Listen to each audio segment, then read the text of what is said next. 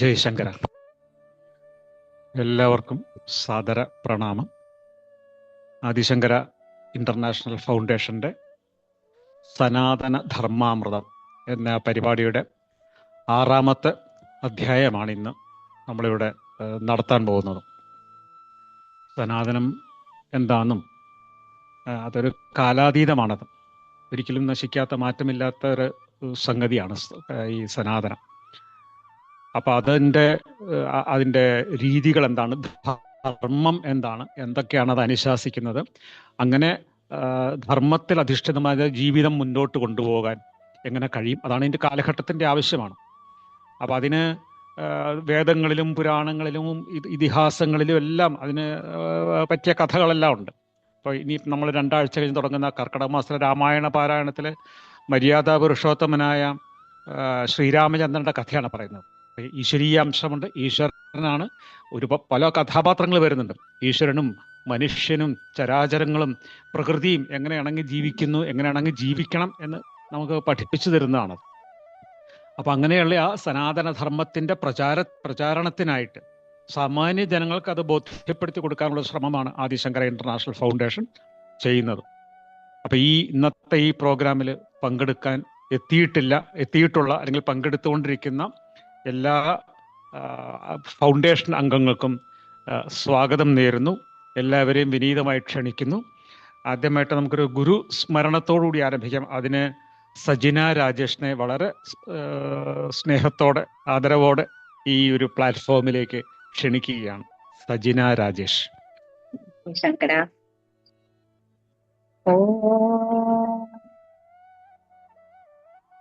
അജ്ഞാനാന്തർഗഹനപതിത ആത്മവിദ്യോപദേശൈഃ ത്രാതും ലോകാ ഭവതവ ശിഖാ താപപാപച്യ മാനാം മുക്ത്വാ മൗനം വടവിടപിനോ മൂനതോ നിഷ്പതന്തി ശംഭോർമൂർത്തിച്ഛരതി ഭുവനേ ശങ്കരാചാര്യ രൂപ. ഗുരുർബ്രഹ്മം ഗുരുവിഷ്ണു ഗുരുദേവോ മഹേശ്വര ഗുരു സാക്ഷാത് പരബ്രഹ്മം തസ്മൈ ശ്രീ ഗുരവേ നമഃ.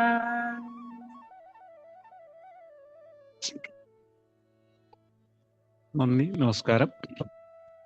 നമ്മുടെ ഈ ചടങ്ങിൻ്റെ ഭാഗമായിട്ട് സംബന്ധിക്കുന്ന എല്ലാ സജ്ജനങ്ങളെയും സ്വാഗതം ചെയ്യുന്നതിനും ആലപ്പുഴ ജില്ലാ ചാപ്റ്ററിൻ്റെ കോർഡിനേറ്റർ, ഇപ്പോൾ UK വസിക്കുന്ന ശ്രീമതി ഉഷാന്തർജനത്തിനെ വളരെ വിനയാന്വിതനായി ക്ഷണിച്ചുകൊള്ളുന്നു ഈ പ്ലാറ്റ്ഫോമിലേക്ക്.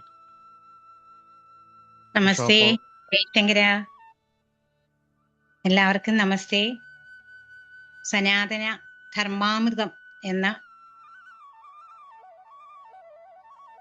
ആദിശങ്കര ഇന്റർനാഷണൽ ഫൗണ്ടേഷൻ എന്ന സംഘടനയുടെ സനാതന ധർമാമൃതം എന്ന ഈ പരിപാടി സനാതന ധർമ്മത്തെ അധികരിച്ചുകൊണ്ടുള്ള തുടർ പ്രഭാഷണ പരമ്പരകളിലൂടെ നടക്കുകയാണ്. അതിൻ്റെ 6ാം ഭാഗമാണ് ഇന്നിവിടെ നടക്കുന്നത്.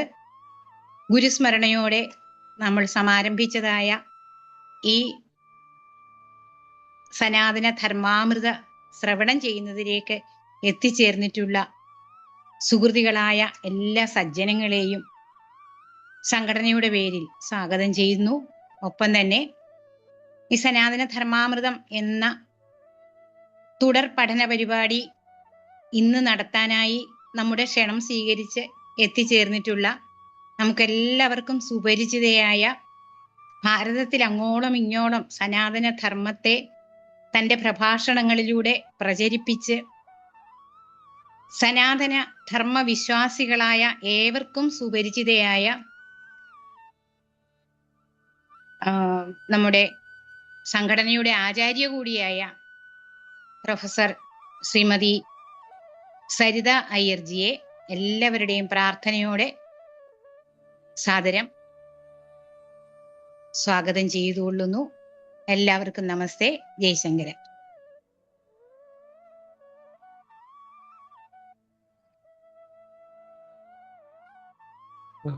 നമ്മുടെ പ്രൊഫസർ സരിത അയ്യരെ പ്രത്യേകിച്ചൊന്നും അവതരിപ്പിക്കേണ്ട ആവശ്യമില്ല. അതൊരു അധിക പ്രസംഗമാകും. ആദിശങ്കര ഇന്റർനാഷണൽ ഫൗണ്ടേഷൻ്റെ എല്ലാ ആത്മീയ പരിപാടികളിലും സജീവമായിട്ട് പങ്കെടുക്കുകയും അതിനേക്കാൾ ഉപരി നമ്മുടെ ബാലശങ്കരം പരിപാടിയുടെ ആദ്യം മുതൽ അവസാനം വരെ എല്ലാ അധ്യായങ്ങളും കുട്ടികൾക്കും പങ്കെടുക്കുന്ന എല്ലാവർക്കും മനസ്സിലാക്കത്തക്ക രീതിയിൽ വളരെ ലളിതമായ ഭാഷയിൽ നർമ്മത്തോടുകൂടി പുരാണ ഉപകഥകളും ഉപകഥകളും എല്ലാം അനുസ്മരിച്ചുകൊണ്ട് അതിഗംഭീരമായിട്ട് ആ പരിപാടി കൈകാര്യം ചെയ്തയാളാണ്. എങ്കിലും ഈ കാര്യക്രമ പരിപാടി അനുസരിച്ച് പ്രഭാഷണത്തിനായി വളരെ സ്നേഹാദരവോടുകൂടി ഈ ഒരു പ്ലാറ്റ്ഫോമിലേക്ക് ക്ഷണിച്ചുകൊള്ളുന്നു. രാജീവേട്ടൻ സീഗലോപ്പോള സരിതാജിയെ കുറിച്ച് 2 വാക്ക് സംസാരിക്കുന്നത്. കാരണം നമുക്ക് സരിതാജിയെ അറിയാം, മറ്റുള്ളവർക്ക് പുതുതായിട്ട് എത്തിയുള്ളവർക്ക് അറിയില്ലല്ലോ. ആയിക്കോട്ടെ, ഞാനതങ്ങ് വിട്ടുപോയി. നമ്മുടെ കാര്യക്രമത്തിൽ അങ്ങനെ എഴുതിയത്. എന്തായാലും സ്ത്രീകളോപ്പോളെ ക്ഷണിക്കുകയാണ്. നമുക്ക് കൂടുതൽ ഈ നമ്മുടെ ആചാര്യ സരിത അയ്യർ അവരെ ഒന്ന് പരിചയപ്പെടുത്തുന്നതിനായിട്ട്. എല്ലാവർക്കും നമസ്കാരം. രാജുവേട്ടൻ പറഞ്ഞ പോലെ ഇപ്പം സരിതയുടെ പ്രത്യേകിച്ച് ഈ വേദിയിൽ പരിചയപ്പെടുത്തേണ്ട ആവശ്യമൊന്നുമില്ല. കാരണം സരിത ഈ നമ്മുടെ ആദിശങ്കര കുടുംബാംഗം തന്നെയാണ്. ഇപ്പം നിങ്ങൾ എല്ലാവരും പറഞ്ഞ പോലെ തന്നെ ബാലശങ്കരത്തിലും പല വേദികളിലും വന്നിട്ടുണ്ട്. എന്നാലും ഔപചാരികതയുടെ പേരിൽ എൻ്റെ പ്രിയ സുഹൃത്തായ സരിതയെ ഞാൻ ഏറ്റവും അഭിമാനത്തോടു കൂടി തന്നെ ഇവിടെ പരിചയപ്പെടുത്താം. അപ്പം ഒരുപാട് കാര്യങ്ങളുണ്ട്. അപ്പൊ എനിക്കത് വിട്ടുപോകണ്ടെന്ന് വെച്ച് ഞാനത് എഴുതി വെച്ച് അത് വായിക്കുകയാണ്.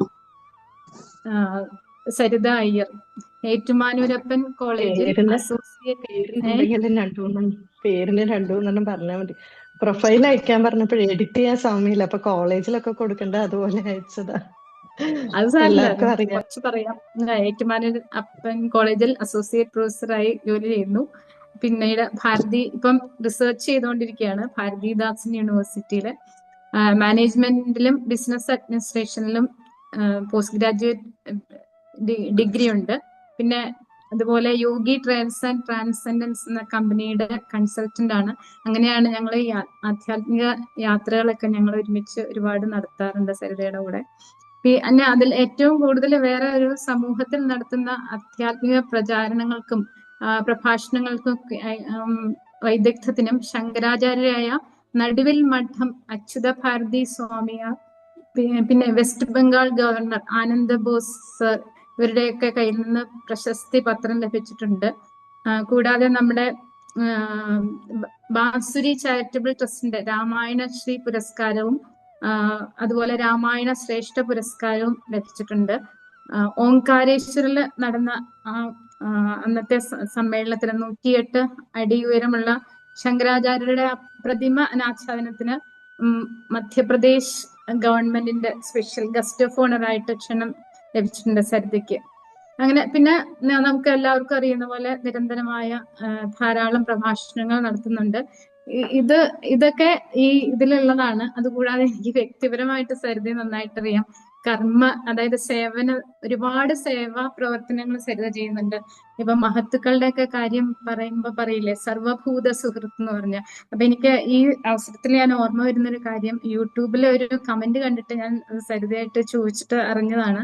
അതായത് ഏറ്റുമാനൂര് അമ്പലത്തില് അവിടെ നടക്ക് ഇരുത്തുന്ന ഈ കാളക്കുട്ടന്മാര്, അങ്ങനെയുള്ള കാളകള്, അത് ദേവസ്വത്തിന്റെ ഒരുപാട് കിട്ടും. അപ്പൊ അത് ഈ ദേവസ്വത്തിന്റെ ഒരു പ്രത്യേക സ്ഥലത്താണ് അതിനെ അവര് കൊണ്ടുപോയി സംരക്ഷിക്കാനായിട്ട് കൊണ്ടുപോകുന്നത്. പക്ഷെ അവിടെ ഈ കാളകൾക്ക് ഭക്ഷണമൊന്നും, അതായത് തീറ്റയൊന്നും ശരിക്കും കിട്ടാതെ വളരെ ബുദ്ധിമുട്ടി അവരിങ്ങനെ ക്ഷീണിച്ച് ഉണങ്ങിയിരിക്കുന്ന സമയത്ത് സരിതയാണ് അതിന് വേണ്ടിയിട്ട് ആ മിണ്ടാപ്രാണികൾക്ക് ഭക്ഷണം കൊടുക്കാനായിട്ട് ഒരുപാട് കാര്യങ്ങൾ ചെയ്തിട്ടുണ്ട്. അങ്ങനെ പുല്ലൊക്കെ വെച്ച് പിടിപ്പിച്ച് അങ്ങനെ ആ പ്രദേശം മുഴുവൻ അങ്ങനെ വലിയൊരു കാര്യമാണ് അത് സരിത ചെയ്തത്. കാരണം അതെനിക്ക് എപ്പോഴും എൻ്റെ മനസ്സിൽ നല്ല ഒരു സന്തോഷത്തോടെ ഞാൻ എപ്പോഴും ഓർക്കാറുണ്ട്. അപ്പൊ അത് പലർക്കും അറിയില്ല. അപ്പൊ ഈ വേദിയിൽ അതൊന്നും എനിക്ക് പറയണമെന്നുണ്ടായിരുന്നു. അതും കൂടെ ഞാൻ പറയണു. പിന്നെ ഇനിയൊന്നും പറയാനില്ല പ്രത്യേകിച്ച്. സരിതയെ സ്നേഹപൂർവ്വം ഈ വേദിയിലേക്ക് ഞാൻ സ്വാഗതം ചെയ്യുന്നു.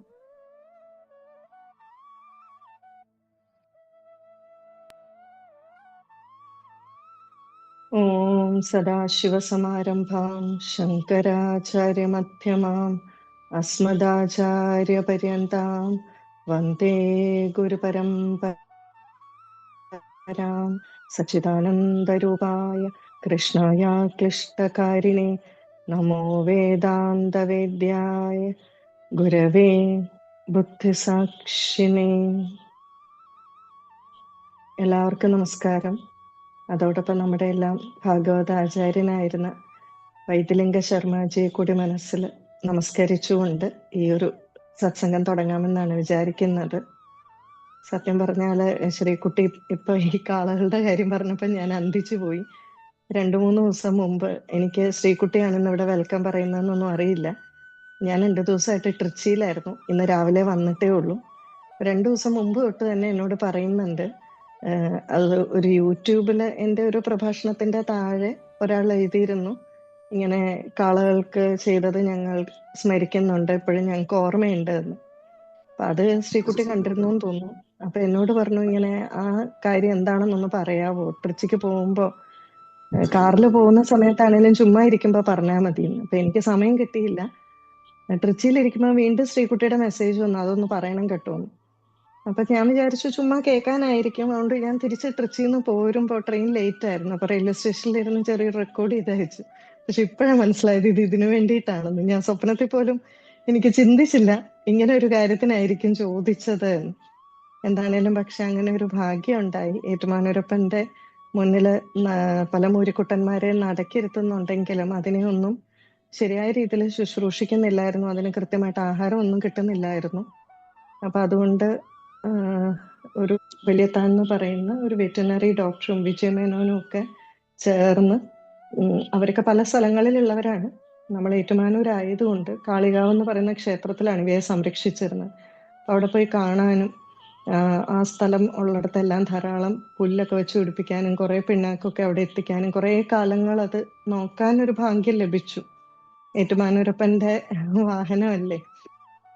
അപ്പൊ അത് എൻ്റെ ഒരു ഓർമ്മ വീണ്ടും കഴിഞ്ഞ ദിവസത്തെ ഓഡിയോയും ഇന്നും എന്താണേലും വീണ്ടും ഒരു സ്മരണ ഉണർത്തി എന്നുള്ളത് സത്യമാണ്.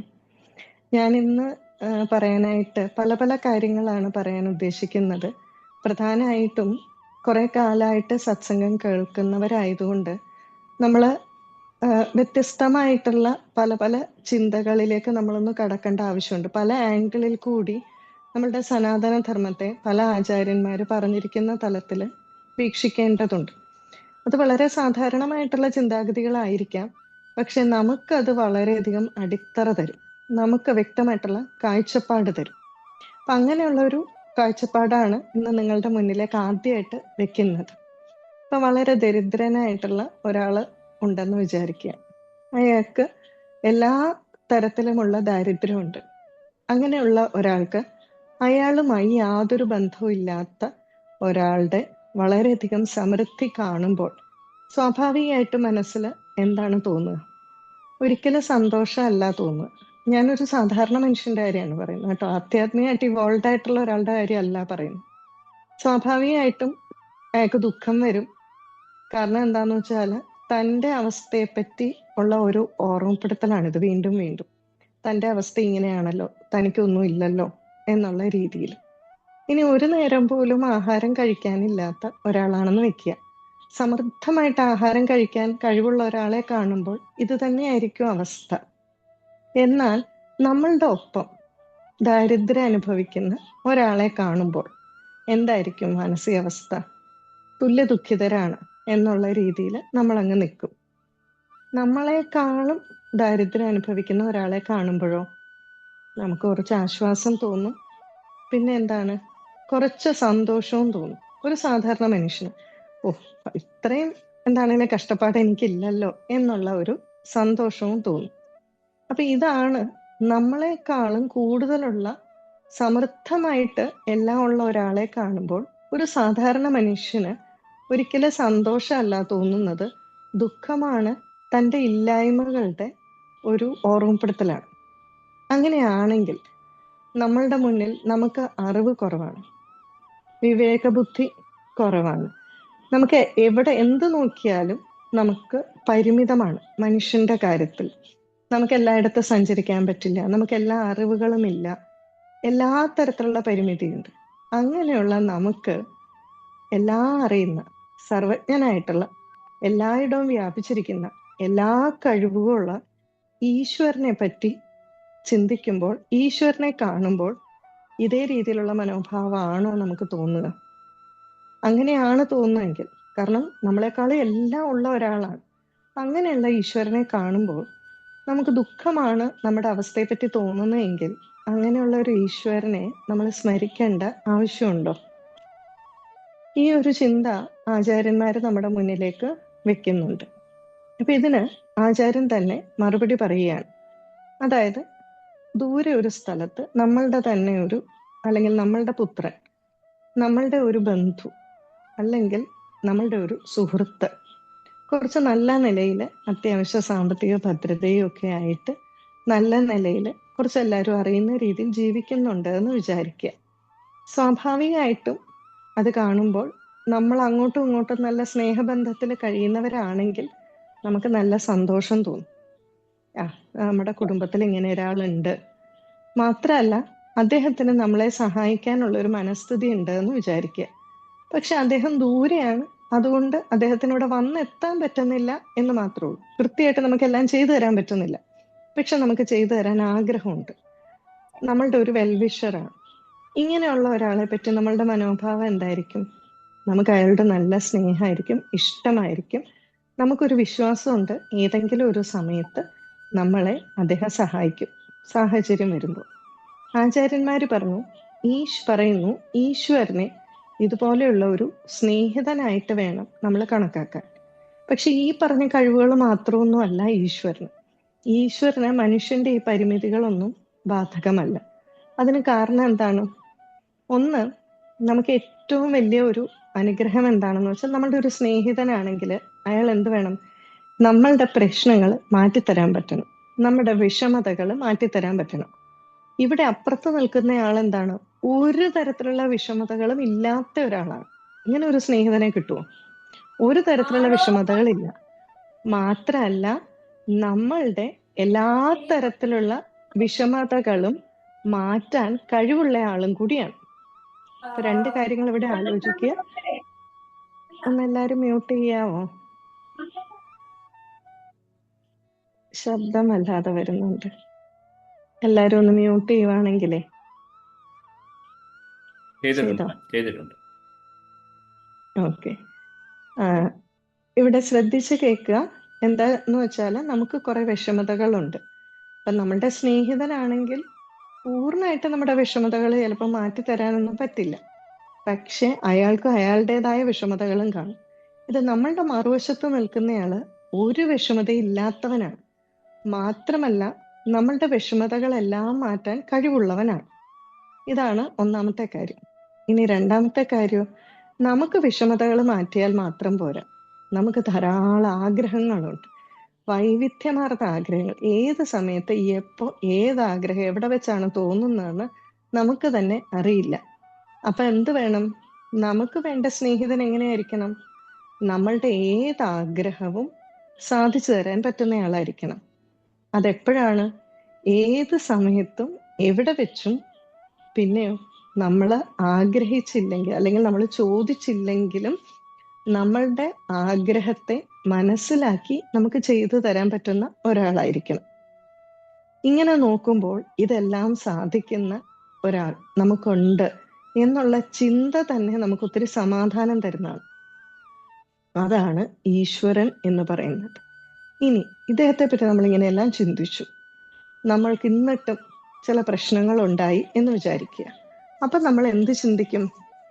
നമ്മൾക്ക് ഇത് ഇപ്പൊ അനുഭവിക്കേണ്ടതായിരുന്നു, അല്ലെങ്കിൽ എൻ്റെ സ്നേഹിതൻ എനിക്കിത് മാറ്റി തന്നേനെ എന്നുള്ള ഒരു സ്വയം ആശ്വാസം കണ്ടെത്താനും നമുക്ക് സാധിക്കുന്നു. എന്തുകൊണ്ട്? നമുക്ക് അത്രമാത്രം നമ്മുടെ സ്നേഹിതനിൽ വിശ്വാസവും സ്നേഹിതന്റെ അറിവിനെ പറ്റി, അവൻ സർവജ്ഞനാണ്, സർവവ്യാപിയാണ്. അവന്റെ കഴിവിനെ പറ്റിയും നമുക്ക് അത്രമാത്രം ബോധ്യമുള്ളത് കൊണ്ട് നമുക്ക് വളരെയധികം ആശ്വാസം തോന്നുന്നു. നമ്മളുടെ പ്രശ്നങ്ങളെ നമുക്ക് വളരെ ലളിതമായിട്ട് നേരിടാനും സാധിക്കുന്നു. അപ്പൊ ഇതാണ് ശരിക്കു പറഞ്ഞാൽ ആ ഈശ്വരനെ നമുക്ക് നമ്മളുടെ സ്നേഹിതനായിട്ട് കണ്ടു കഴിഞ്ഞാലുള്ള നമ്മളുടെ ജീവിതത്തെ നമുക്ക് നേരിടാൻ പറ്റുന്നത്. ഇതിന് ആചാര്യന്മാര് ഒരു ഉദാഹരണം പറയും. ഒരു വളരെ ധനികനായിട്ടുള്ള ഒരാളുടെ വീട്ടിൽ ഒരു കുട്ടി ജോലിക്കായിട്ട് വന്നു. അപ്പൊ ഇവനാണെങ്കിലോ എല്ലാ കാര്യവും കൃത്യമായിട്ട് നോക്കിക്കണ്ട് ചെയ്യും. പ്രത്യേകിച്ച് പറഞ്ഞില്ലെങ്കിലും അവൻ പുതുതായിട്ട് എന്തെങ്കിലുമൊക്കെ നോക്കിക്കണ്ട് ചെയ്യാന്നൊക്കെ നമ്മൾ പറയില്ലേ, അപ്പൊ അങ്ങനെ നോക്കിക്കണ്ടൊക്കെ ചെയ്യും. അപ്പൊ അതുകൊണ്ട് എന്താണ്, ശരിക്കും സേവകർക്കുള്ള ഏറ്റവും പ്രധാനപ്പെട്ട ഒരു ഭാവം അതായിരിക്കണം എന്ന് പറയും, സാഹചര്യം നോക്കി ചെയ്യുക എന്നുള്ളത്. നേരെ മറിച്ച് അവനെ ഏൽപ്പിച്ച പണി മാത്രമാണ് ചെയ്യുന്നതെങ്കിൽ സ്വാഭാവികമായിട്ടും യജമാനൻ എന്ത് തോന്നും, അവന് കൊടുക്കുന്ന ശമ്പളത്തിന് കൂടുതൽ അവനെ കൊണ്ട് പണിയെടുപ്പിക്കണം എന്ന് തോന്നും. നേരെ മറിച്ച് അവൻ വളരെ ആത്മാർത്ഥമായിട്ട് പറയാത്ത ചില കാര്യങ്ങൾ പോലും സാഹചര്യം വരുന്നത് കൊണ്ട് ചെയ്യുന്നത് കൊണ്ടും നോക്കിക്കണ്ട് ചെയ്യുമ്പോഴും എന്ത് വരും, അദ്ദേഹത്തിന് അവനോട് വളരെയധികം താല്പര്യം തോന്നും. അപ്പൊ എന്ത് ചെയ്യും, അവന്റെ വ്യക്തിപരമായിട്ടുള്ള ചില കാര്യങ്ങളിൽ ഇടപെടുകയും അവന്റെ ചില പ്രശ്നങ്ങൾ തീർക്കുകയും ചെയ്യും. ചിലപ്പോൾ അവനെ പഠിക്കാൻ വിടുകയോ അവന് കുറച്ചും കൂടെ നല്ല ഭൗതിക സാഹചര്യങ്ങൾ കൊടുക്കുകയോ ഒരു മൊബൈൽ മേടിച്ചു കൊടുക്കുകയോ ഇതൊക്കെ ചെയ്യും. അങ്ങനെ ഇരിക്കുമ്പോഴാണ് ഈ ധനികന് ഒരു കുട്ടിയെ ദത്തെടുത്താലോ എന്ന് ചിന്തിക്കുന്നത്. അങ്ങനെയാകുമ്പോൾ സ്വാഭാവികമായിട്ടും അദ്ദേഹം ആദ്യം പരിഗണിക്കുന്ന ആരെയായിരിക്കും, ഈ കുട്ടിയായിരിക്കും പരിഗണിക്കുക. അപ്പോൾ ഈ കുട്ടിയെ പരിഗണിക്കുന്നു, ഈ കുട്ടിയെ ദത്തെടുക്കുന്നു. ഇവിടെ ഈ കുട്ടിക്കുണ്ടായ മാറ്റം എന്താണ്, ഈ കുട്ടിക്ക് ഭൃത്യൻ എന്നുള്ള ഭാവത്തിൽ നിന്നും ബന്ധു എന്ന ഭാവത്തിലേക്ക് മാറി. അതായത് പിന്നീട് ഒരു പുത്രന് നൽകാവുന്ന എല്ലാ പരിഗണനകളും അദ്ദേഹം ഈ കുട്ടിക്ക് കൊടുത്തു. അടുത്ത തലം ഏതാണ്, ഈ കുട്ടി ഒരു യുവാവായിട്ട് മാറി. സ്വന്തമായിട്ട് എല്ലാ കാര്യങ്ങളും ചെയ്യാനുള്ള ഒരു പ്രായത്തിൽ എത്തിയപ്പോൾ അച്ഛൻ എന്ത് ചെയ്തു, മകൻ പറയുന്നത് അനുസരിക്കാൻ തുടങ്ങി. അവനെല്ലാം മാനേജ് ചെയ്യാനുള്ള കഴിവ് വന്നു. അപ്പൊ എന്താണ്, അച്ഛൻ മകൻ പറയുന്നത് അനുസരിച്ച് അത് സന്തോഷത്തോടു കൂടി തന്നെ ആ രീതിയിൽ വളരെ ഐക്യത്തോടു കൂടി സമരസപ്പെട്ട് സ്നേഹത്തോടെ അവര് ജീവിക്കുന്നു. ഇവിടെ ആചാര്യന്മാര് പറയുന്നു, ആദ്യത്തെ ഭാവം ഏതാണ്? ആദ്യത്തെ ഭാവം എന്ന് പറയുന്നത് ഭൃത്യഭാവമാണ്, അല്ലെ? ഒരു ഭൃത്യനെ പോലെയാണ് ചെയ്തത്. ഇതാണ് കർമ്മയോഗം എന്ന് പറയുന്നത്.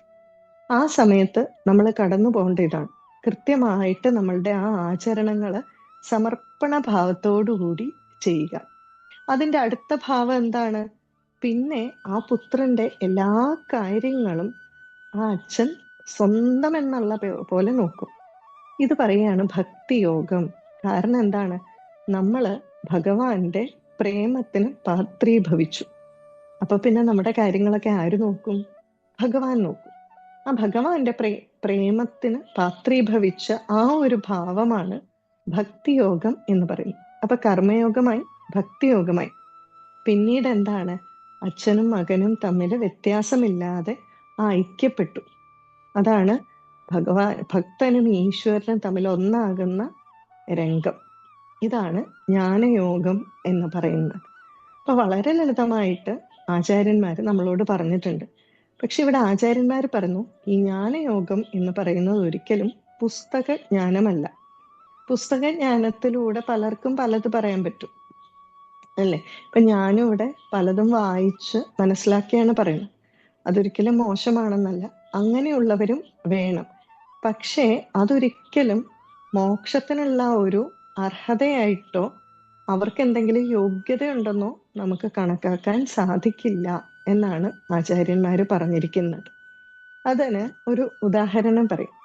ഇപ്പൊ ഒരാള് ഒരു പാചകക്കാരനാണെന്ന് വിചാരിക്കുക.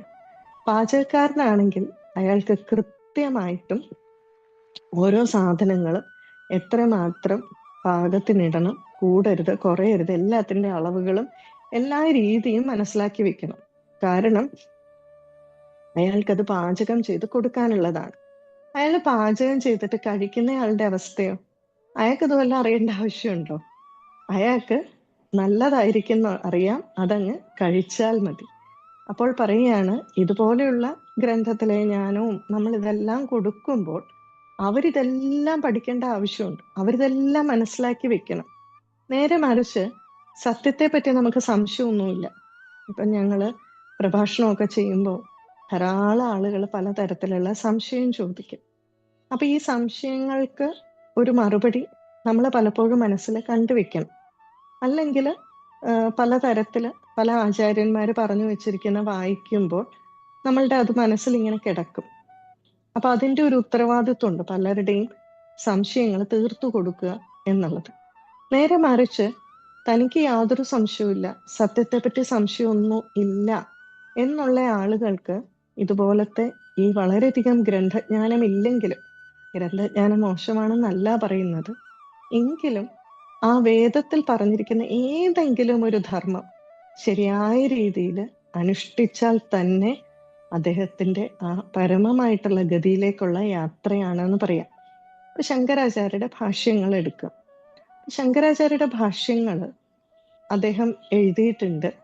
അപ്പം അത് ചിലർ പറയും ശങ്കരാചാര്യരുടെ ഭാഷ്യം പഠിച്ചാൽ മാത്രമേ നമുക്ക് മുന്നോട്ട് പോകാൻ പറ്റൂ, അങ്ങനെയൊക്കെ. ഒരിക്കലും അതിനെ മോശമായിട്ട് പറയല്ല.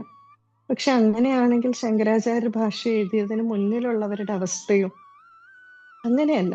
അപ്പോൾ നമ്മൾ ആധ്യാത്മികതയിൽ തീർച്ചയായിട്ടും ചിന്തിക്കേണ്ടത് ജ്ഞാനം എന്നുള്ളത് അനുഭവ തലമാണെന്നാണ്.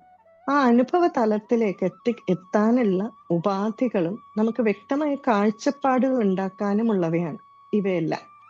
നേരെ മറിച്ച് ആ അനുഭവ തലം എന്ന് പറയുന്നത് ഗ്രന്ഥജ്ഞാനം ഒത്തിരി കൊടുക്കുന്നു എന്ന് പറഞ്ഞ് അവർക്ക് ഈ യോഗ്യത ഉണ്ടോ ഇല്ലയോ എന്നുള്ളത് നമുക്ക് അളക്കാൻ സാധിക്കില്ല. പക്ഷെ ആരളക്കും? ഗുരു അളക്കും. ഗുരു കൃത്യമായിട്ട് അളന്നു തൂക്കി മാത്രമേ ബ്രഹ്മജ്ഞാനം എന്ന് പറയുന്ന ഒരു സാധനം കൊടുക്കുകയുള്ളൂ. ധാരാളം പരീക്ഷണങ്ങളിലൂടെ കടന്നു പോകണം. അപ്പൊ നമുക്കറിയാം, യമധർമ്മനും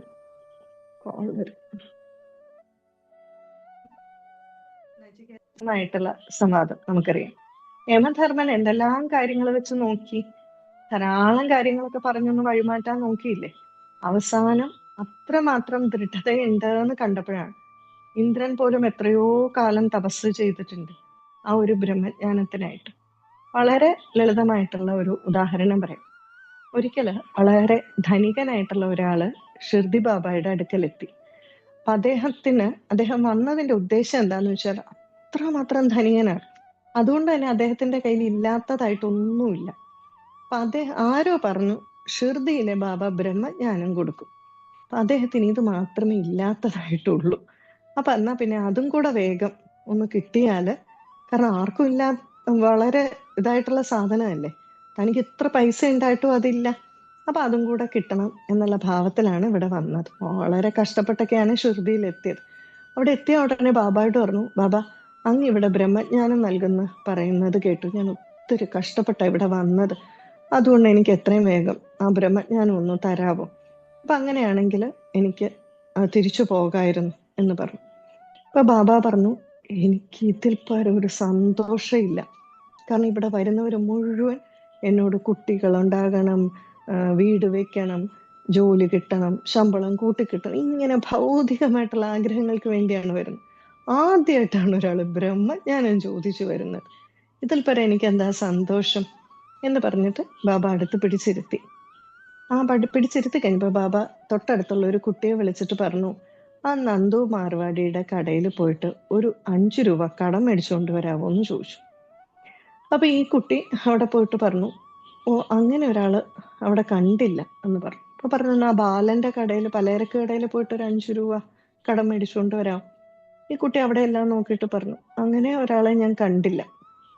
ഇങ്ങനെ ബാബ ഒരു 5-6 സ്ഥലങ്ങളിൽ വിട്ടു, അവിടെ ഒന്നും കിട്ടിയില്ല. അപ്പോഴത്തേക്ക് ഇയാൾക്ക് അസ്വസ്ഥതയായി. കാരണം ഇയാള് ബ്രഹ്മജ്ഞാനം മേടിക്കാനായിട്ട് വന്ന് നിൽക്കുകയാണ് ഇവിടെ, ഇപ്പൊ കിട്ടുന്നും പറഞ്ഞിട്ട്. തന്റെ സമയം മുഴുവൻ പോകുന്നു, ഇത് കഴിഞ്ഞിട്ട് വേണം പോകാനായിട്ട്. അപ്പൊ പറഞ്ഞു, ബാബ അസ്വസ്ഥയോടൊരു, ബാബ എനിക്ക് ആ ബ്രഹ്മജ്ഞാനം ഒന്ന് തരൂ, ഞാന് ഇത്ര ദൂരെ നിന്ന് വന്നതല്ലേ, ഇത്ര സമയമായി എന്ന് പറഞ്ഞു. ബാബ അതൊന്നും അത്ര ശ്രദ്ധിക്കാതെ ഈ കുട്ടിയെ അടുത്ത സ്ഥലത്തേക്കും പറഞ്ഞു വിട്ടു. ഇങ്ങനെ 3-4 സ്ഥലങ്ങൾ വീണ്ടും ആയപ്പോഴേക്കും ഇദ്ദേഹത്തിന് വളരെയധികം അങ്ങ് അസ്വസ്ഥതയായി. അപ്പൊ വീണ്ടും അദ്ദേഹം അസ്വസ്ഥത പ്രകടിപ്പിച്ചപ്പോൾ ബാബ പറഞ്ഞു, ഈ ബ്രഹ്മജ്ഞാനം എന്ന് പറയുന്നത് കുറച്ചാണെങ്കിലും ആധ്യാത്മിക പാതയിൽ മുന്നേറി എത്തിയവർക്ക് മാത്രമേ ലഭിക്കൂ, അല്ലാത്തവർക്കിത് പാഴ്വേലയാണ്. അതിന് കാരണം ഞാൻ ഇവിടെ 5 രൂപയ്ക്ക് വേണ്ടി ഇത്രയും ആളുകളുടെ അടുക്കലേക്ക്, അതും കടമായിട്ട് ആളുകളുടെ അടുക്കലേക്ക് അയച്ചപ്പോൾ നിന്റെ പോക്കറ്റിൽ 280 രൂപ ഉണ്ടായിരുന്നു. പെട്ടെന്ന് ഇയാൾക്കാകെ പരിഭ്രമായി. ഇയാൾ പോക്കറ്റെല്ലാം തപ്പി നോക്കിയപ്പോൾ ഉണ്ട് കൃത്യം 250 രൂപ.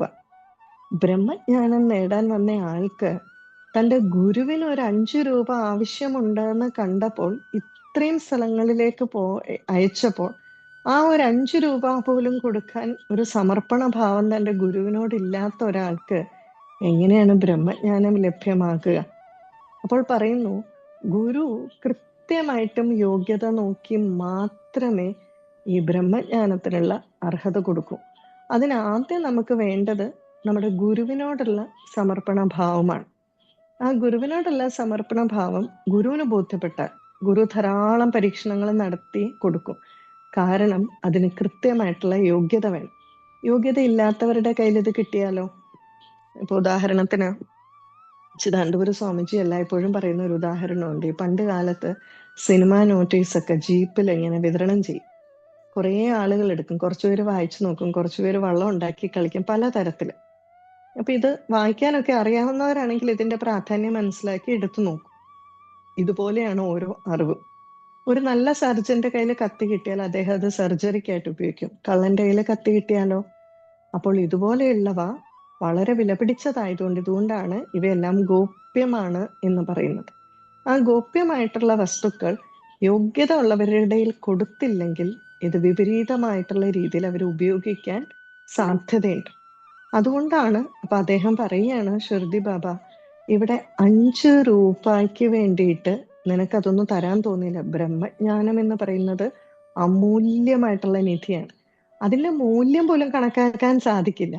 5 രൂപ പോലും ചെലവഴിക്കാൻ സാധിക്കാത്ത നീ അമൂല്യമായിട്ടുള്ള അത്രമാത്രം വലിയൊരു നിധി കൈക്കലാക്കാന്ന് എങ്ങനെ വിചാരിക്കുക? അതെത്ര മൂഢത്തരാണ്. ആദ്യം വേണ്ടത് ത്യാഗ മനോഭാവമാണ്. എന്തിനേയും ത്യജിക്കാനുള്ള ഒരു മനോഭാവം ഉണ്ടെങ്കിൽ മാത്രമേ ആ ബ്രഹ്മജ്ഞാനം ലഭിക്കൂ. എന്ന് പറഞ്ഞ് നാളെ തന്നെ നമ്മളെല്ലാം ത്യജിക്കണം എന്നല്ല. പക്ഷേ നാളെ നമ്മളുടേതായ കാര്യങ്ങൾ കൊണ്ടൊന്നല്ല, കർമ്മഫലം കൊണ്ട് ഇവയെല്ലാം ഇല്ലാതെയായാലും തിരിച്ചു വന്നാലും അതിനെയെല്ലാം ഒരേ മാനസികാവസ്ഥയിൽ നേരിടാൻ പറ്റുന്ന ഒരു തലം നമുക്ക് ഉണ്ടായിരിക്കണം. നമുക്ക് AC-യിൽ കിടക്കണ്ടെന്നോ ഇങ്ങനെ ഒന്നുമല്ല പറഞ്ഞിരിക്കുന്നത്. ഒരിക്കല് ഭഗവാൻ സത്യസായി ബാബയെ കാണാൻ ഒരു ഭക്തൻ എത്തി. അപ്പൊ ആ ഭക്തൻ വളരെ കഷ്ടപ്പെട്ടാണ് പുട്ടപർത്തിയിലെത്തി. എന്നിട്ട് പറഞ്ഞു, ബാബ ഇവിടെ വരാൻ എന്തോ ഒരു കഷ്ടപ്പാടാണ്, അങ്ങനെയാണ് ഇങ്ങനെയാണ് എന്നൊക്കെ പറഞ്ഞു. അപ്പൊ ബാബ പറഞ്ഞു, നിനക്ക് കാറില്ലേ? ഉണ്ട്. നീ എന്തുകൊണ്ട് കാറിൽ വന്നില്ല? ഞാൻ നിനക്ക് കാറ് തന്നിരിക്കുന്നത് ഉപയോഗിക്കാന്. ഭഗവാൻ കാറ് തന്നിട്ടുണ്ടെങ്കിൽ, ഭഗവാൻ AC തന്നിട്ടുണ്ടെങ്കിൽ അതെല്ലാം നമുക്ക് ഉപയോഗിക്കാൻ വേണ്ടിയിട്ടുള്ളതാണ്.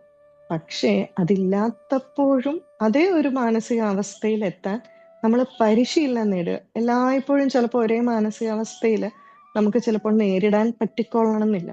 സാധാരണയായിട്ട് നമ്മൾ ചാതുർവർണ്ണയം മയാസൃഷ്ടം എന്ന് പറയുമല്ലോ. ചാതുർവർണ്ണയത്തില് ബ്രാഹ്മണർ എന്ന് പറയുന്നവർ ജന്മം കൊണ്ടല്ല, ഞാൻ മുമ്പ് പറഞ്ഞ പോലെ ചാതുർവർണ്ണയം മയാസൃഷ്ടം ഗുണകർമ്മ വിഭാഗശം.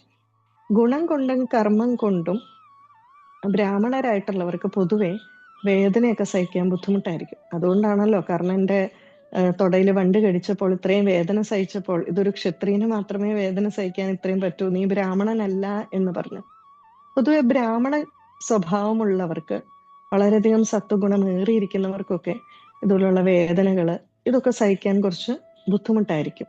അപ്പൊ ഇതുപോലെ തന്നെ ഓരോരോ വർണ്ണത്തിൽ പെട്ട ആ ഒരു പ്രകൃതം നമുക്കുണ്ട്. അപ്പൊ അതിനെ നമുക്ക് ഒന്ന് സംസ്കരിച്ച് മുന്നോട്ട് കൊണ്ടുപോകുക എന്നുള്ളതാണ് നമ്മളിവിടെ പ്രധാനമായിട്ടും ചെയ്യേണ്ടത്. ഇപ്പൊ ഭഗവത്ഗീതയില് 15-ാം അധ്യായമുണ്ട്, പുരുഷോത്തമ യോഗം. അപ്പൊ ഈശ്വരനെ സ്നേഹിതനായിട്ട് വെക്കുന്ന കാര്യം മുമ്പ് പറഞ്ഞു. ഈശ്വരനെ സ്നേഹിതനായിട്ട് വെക്കണമെങ്കിൽ എന്ത് വേണം?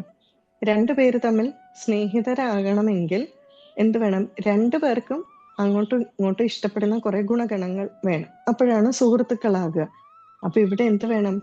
ഈശ്വരന് ഇഷ്ടമുള്ള കുറെ ഗുണങ്ങൾ നമ്മൾ ഉണ്ടാക്കിയെടുക്കണം. അപ്പൊ അതിനാണ് ഈ പുരുഷോത്തമ യോഗത്തിൽ പറഞ്ഞിരിക്കുന്നത്, നമ്മൾ എന്താണ്? നരൻ നാരായണനാകണം. അതുപോലെ തന്നെ നമ്മള് പുരുഷൻ പുരുഷോത്തമനാകണം, ഉത്തമനാകണം എന്ന് പറയത്തില്ലേ, അത് ആ ഒരു തലത്തിലേക്ക് നമ്മൾ ഉയരണം. ആ ഒരു തലത്തിലേക്ക് ഉയരാൻ വേണ്ട അടിസ്ഥാനപരമായിട്ടുള്ള അറിവുകളാണ് നമ്മളുടെ വേദങ്ങളിലൊക്കെ കൊടുത്തിരിക്കുന്നത്. പക്ഷെ ഈ വേദത്തിലെ അറിവുകൾ നമുക്ക് കുറച്ച് മനസ്സിലാക്കാൻ നമുക്കറിയാം ബുദ്ധിമുട്ടാണ്. ആദിശങ്കരാചാര്യർ പറയും, 1000 അമ്മമാർ നമ്മളുടെ ഹിതം എത്രത്തോളം ആഗ്രഹിക്കുന്നുണ്ടോ അതിനു മേലെയാണ് വേദം എന്നുള്ളത്. ഒന്ന് ആലോചിച്ച് നോക്കി അതിന്റെ ആഴം. ഇതുപോലെ തന്നെ രാമാനുജാചാര്യരും ഭഗവത്ഗീതയുടെ ഭാഷ്യത്തിൽ പറഞ്ഞിട്ടുണ്ട്, ഹിതം എന്നുള്ളതിന് പകരം ഏറ്റവും നമുക്ക് ഉചിതമായിട്ടുള്ളത് എന്താണോ അതിനെ പറഞ്ഞു തരുന്നതാണ് വേദം എന്ന് പറഞ്ഞിരിക്കുകയാണ്. അപ്പൊ ഈ വേദം എന്ന് പറയുന്നത് നമുക്ക് മുന്നോട്ട് പോകാനുള്ളതാണ്. നമ്മളെല്ലാരും പറയും ഈ വേദം എന്ന് പറഞ്ഞു കഴിഞ്ഞാൽ വളരെ ആഴത്തിലുള്ളതാണ്, നമുക്ക് മനസ്സിലാക്കാൻ സാധിക്കില്ല. 1,00,000 സൂക്തങ്ങൾ ഉണ്ടെങ്കിൽ 80,000 കർമ്മകാണ്ഡ പ്രധാനമായിട്ടുള്ളതാണ്. 16,000 ഉപാസനാകാന്ഡം, അതിലാകെ 4,000 മാത്രമേ അദ്വൈത സംബന്ധിയായിട്ടുള്ളൂ. കർമ്മകാണ്ഡത്തിനാണ് ഏറ്റവും കൂടുതൽ പ്രാധാന്യം കൊടുത്തിരിക്കുന്നത്. അതായത് നമ്മളെ പോലുള്ളവർ ഏത് രീതിയിൽ ആചാരങ്ങളൊക്കെ ആചരിക്കണം എന്നുള്ളതിനാണ് ഏറ്റവും കൂടുതൽ പ്രാധാന്യം കൊടുത്തിരിക്കുന്നത്. അതിൽ ഓരോന്നും എടുത്തു നോക്കിയാൽ, ഓരോ ആശയം എടുത്തു നോക്കിയാൽ നമുക്ക് നല്ലതുപോലെ മനസ്സിലാവും. ഇപ്പൊ ഈ വേദത്തില് അതിന്റെ ഭാഷയെ പറ്റി പറഞ്ഞാൽ, വേദത്തില് നമുക്കറിയാം സംസ്കൃതമാണ് ഭാഷ. അപ്പൊ അതുകൊണ്ട് നമ്മൾ എന്താ പറയാ, ദേവഭാഷ എന്ന് പറയും. പക്ഷെ ആചാര്യന്മാര് പറയുന്നു ദേവഭാഷ എന്ന് പറഞ്ഞാൽ ദേവന്മാർ സംസാരിച്ചിരുന്ന ഭാഷ എന്ന് തന്നെ അർത്ഥമാവണമെന്നില്ല. ദേവന്മാർക്ക് നമ്മൾ ആഹൂതി അർപ്പിക്കുന്നതും ദേവകളെ സ്തുതിക്കുന്നതും സംസ്കൃതത്തിലായതുകൊണ്ട് അതിന് ദേവഭാഷ എന്ന് പറയാം. ഈ ദേവഭാഷയ്ക്ക് പല ലിപികളുണ്ട്. ഇപ്പൊ മലയാളത്തിൽ പല ലിപികളില്ലേ, അതുപോലെ ഉള്ള ഒരു ലിപിയാണ് ദേവനാഗരി ലിപി. ഓമ നമുക്ക് പലതരത്തില് പല കാലഘട്ടങ്ങളിൽ എഴുതിയിട്ടുണ്ട്. അതിലുള്ള ഒരു ലിപിയാണ് ദേവനാഗരി ലിപി. അന്നത്തെ കാലത്ത് ഏറ്റവും പ്രചാരമായത് സംസ്കൃതമായതുകൊണ്ട് ഈ ഒരു ഭാഷയിൽ നമുക്ക് തന്നു. ഈ ഒരു ഭാഷയിൽ നമുക്ക് ധാരാളം ശാസ്ത്രീയമായിട്ടുള്ള അറിവുകളാണ് ഏറ്റവും കൂടുതൽ തന്നിരിക്കുന്നത്. അപ്പൊ അതിനൊരു ഉദാഹരണം പറഞ്ഞാൽ, ഇന്ന് നമ്മളുടെ സോ കോൾഡ് സയൻസ് ഇതെല്ലാം ശരിയാണെന്ന് സ്ഥാപിക്കുന്നുണ്ട്. പക്ഷെ നമ്മളുടെ ആചാര്യന്മാർ എത്രമാത്രം ദീർഘദർശികളായിരുന്നു, നമുക്ക് വേണ്ടതെല്ലാം ഇവിടെയുണ്ട് എന്നുള്ള രീതി. ഒരു ഉദാഹരണം പറഞ്ഞാൽ, നമ്മളുടെ ശരീരത്തിൽ പ്രധാനമായിട്ടും 5 പ്രാണനുള്ളതായിട്ട് പറയും. ഏതാ? ഉദാനൻ, സമാനൻ, വ്യാനൻ, ഏതൊക്കെയായിരുന്നു ആദ്യത്തെ? ഏതാ? പ്രാണായസ്. പ്രാണൻ, അപാനൻ, ഉദാനൻ, സമാനൻ, വ്യാനൻ, 5 പേര്. അപ്പൊ ഞാൻ ആ മന്ത്രം ചൊല്ലിയൊക്കെ പ്രാണായസോ അപാനയസോ, പെട്ടെന്ന് പ്രാണൻ വന്നില്ല. അപ്പൊ ഈ 5 പ്രാണൻ ഉണ്ടെന്ന് പറയും. പക്ഷേ ഈ 5 പ്രാണന് ഉപപ്രാണനുണ്ട്, 5 പേര്. അങ്ങനെ നമ്മുടെ ശരീരത്തിൽ പൊതുവെ 10 പ്രാണൻ ഉണ്ടെന്ന് നമ്മളുടെ ഉപനിഷത്തിലൊക്കെ പറയാറുണ്ട്. ഈ ഓരോ പ്രാണനും ഓരോ ധർമ്മങ്ങളാണ് പറഞ്ഞിരിക്കുന്നത്. അപ്പൊ അതിലെ ഒരു പ്രാണൻ, ഏറ്റവും അവസാനം നമ്മളുടെ ശരീരത്തിൽ നിന്ന് പോകുന്ന പ്രാണനാണ് ധനഞ്ജയ വായു എന്ന് പറയുന്നത്. നിങ്ങൾ ചിലപ്പോൾ കേട്ടിട്ടുണ്ടായിരിക്കും. ഏറ്റവും അവസാനം നമ്മളുടെ ശരീരത്തിൽ നിന്ന് വിടുന്നത്. ഇവൻ ചെയ്യുന്ന ജോലി എന്താണെന്ന് വെച്ചാൽ ഹാർട്ടിന്റെ ഏറ്റവും അടുത്തായിട്ടാണ് ഇത് സ്ഥിതി ചെയ്യുന്നത്. ഹാർട്ടിലേക്ക് കൂടുതലായിട്ട് രക്തം വന്നാൽ അതിനെല്ലാം കൺട്രോൾ ചെയ്യും, അങ്ങനെ ഒരു ജോലി ചെയ്യും. പക്ഷെ ഇതല്ലാതെ വളരെ പ്രധാനപ്പെട്ട ഒരു കാര്യം ചെയ്യുന്നുണ്ട്. നമ്മളുടെ ശരീരത്തിൽ നിന്ന് ഏറ്റവും അവസാനം പുറപ്പെടുന്ന വായു എന്ന് പറയുമ്പോൾ, നമ്മൾ മരിച്ചു കഴിഞ്ഞാലും ഇതിവിടെ നിൽക്കും എന്നാണ് പറയുക. നമ്മൾ മരിച്ചുപോയി എന്ന് വിചാരിക്കുക, ഈ ധനഞ്ജയ വായു എത്ര നേരം നിൽക്കും? ഈ ധനഞ്ജയ വായു നമ്മുടെ ശരീരത്തിൽ നിന്ന് ഇല്ലാതെയാകണം. അതിനാണ് അന്ത്യേഷ്ടി എന്ന് പറയുന്ന ഒരു ചടങ്ങ് വെച്ചിരിക്കുന്നത്. തീയില് കത്തിച്ചു കഴിഞ്ഞാൽ ശരീരമുള്ളിടത്തോളം കാലം ധനഞ്ജയ വായു അവിടെ കാണും. ശരീരമുള്ളിടത്തോളം കാലം ധനഞ്ജയ വായു കാണും. ശരീരത്തിൽ ജീവനുണ്ടോ ഇല്ലയോ എന്നുള്ളതൊന്നും ബാധകമല്ല. ഈ ധനഞ്ജയ വായുവിനെ നമ്മൾ ലിബറേറ്റ് ചെയ്യാൻ വേണ്ടിയിട്ടാണ് നമ്മൾ ശരീരാഗ്നിക്കിരയാക്കുന്നത്. എനിക്ക് ശരീരം അഗ്നിക്കിരയാക്കാൻ പറ്റിയില്ലെന്ന് വിചാരിക്കാം. എവിടെയെങ്കിലും അളിഞ്ഞ് കിടക്കുകയാണെന്ന് വിചാരിക്കുക. ഈ ശരീരത്തിനെ അഴുകാനും ഒക്കെ സഹായിക്കുന്നത് ഈ ധനഞ്ജയ വായുവാണ്. അതായത് ശരീരത്തിൽ ജീവൻ ഇല്ലെങ്കിലും ഈ ശരീരത്തിൽ ചില പ്രവർത്തനങ്ങൾ നടക്കുന്നു. ധനഞ്ജയ വായു അവിടെ പ്രവർത്തിച്ച് ഇതിനെ ഡീക്കേ ചെയ്യും, ഇതിനെ അഴുകിച്ച് ഇതിനെ വിഘടിപ്പിക്കുന്നുണ്ട്. ഇതിന്ന് ശാസ്ത്രം കണ്ടുപിടിച്ചിട്ടുണ്ട്. പക്ഷെ എത്രയോ കാലം മുമ്പ് നമ്മളുടെ ആചാര്യന്മാര് പറഞ്ഞിട്ടുണ്ട്. അതുകൊണ്ടാണ് നമ്മളോട് കൂടുതലായിട്ട് പറഞ്ഞിരിക്കുന്നത് ശരീരം തീർച്ചയായിട്ടും അഗ്നിക്ക് മാത്രം ഇരയാക്കുക, അല്ലെങ്കിൽ അതാണ് ഏറ്റവും നല്ലത് എന്ന് പറഞ്ഞിരിക്കുന്നത്. അതുകൊണ്ട് എന്ത് ചെയ്യും, പണ്ട് കാലത്ത് ഈ അഗ്നിഹോത്രമൊക്കെ ചെയ്യുന്നുണ്ട്. എല്ലാ ദിവസവും അഗ്നിഹോത്രം ചെയ്യുന്നത് കൊണ്ട് ഹോമകുണ്ടം കാണും.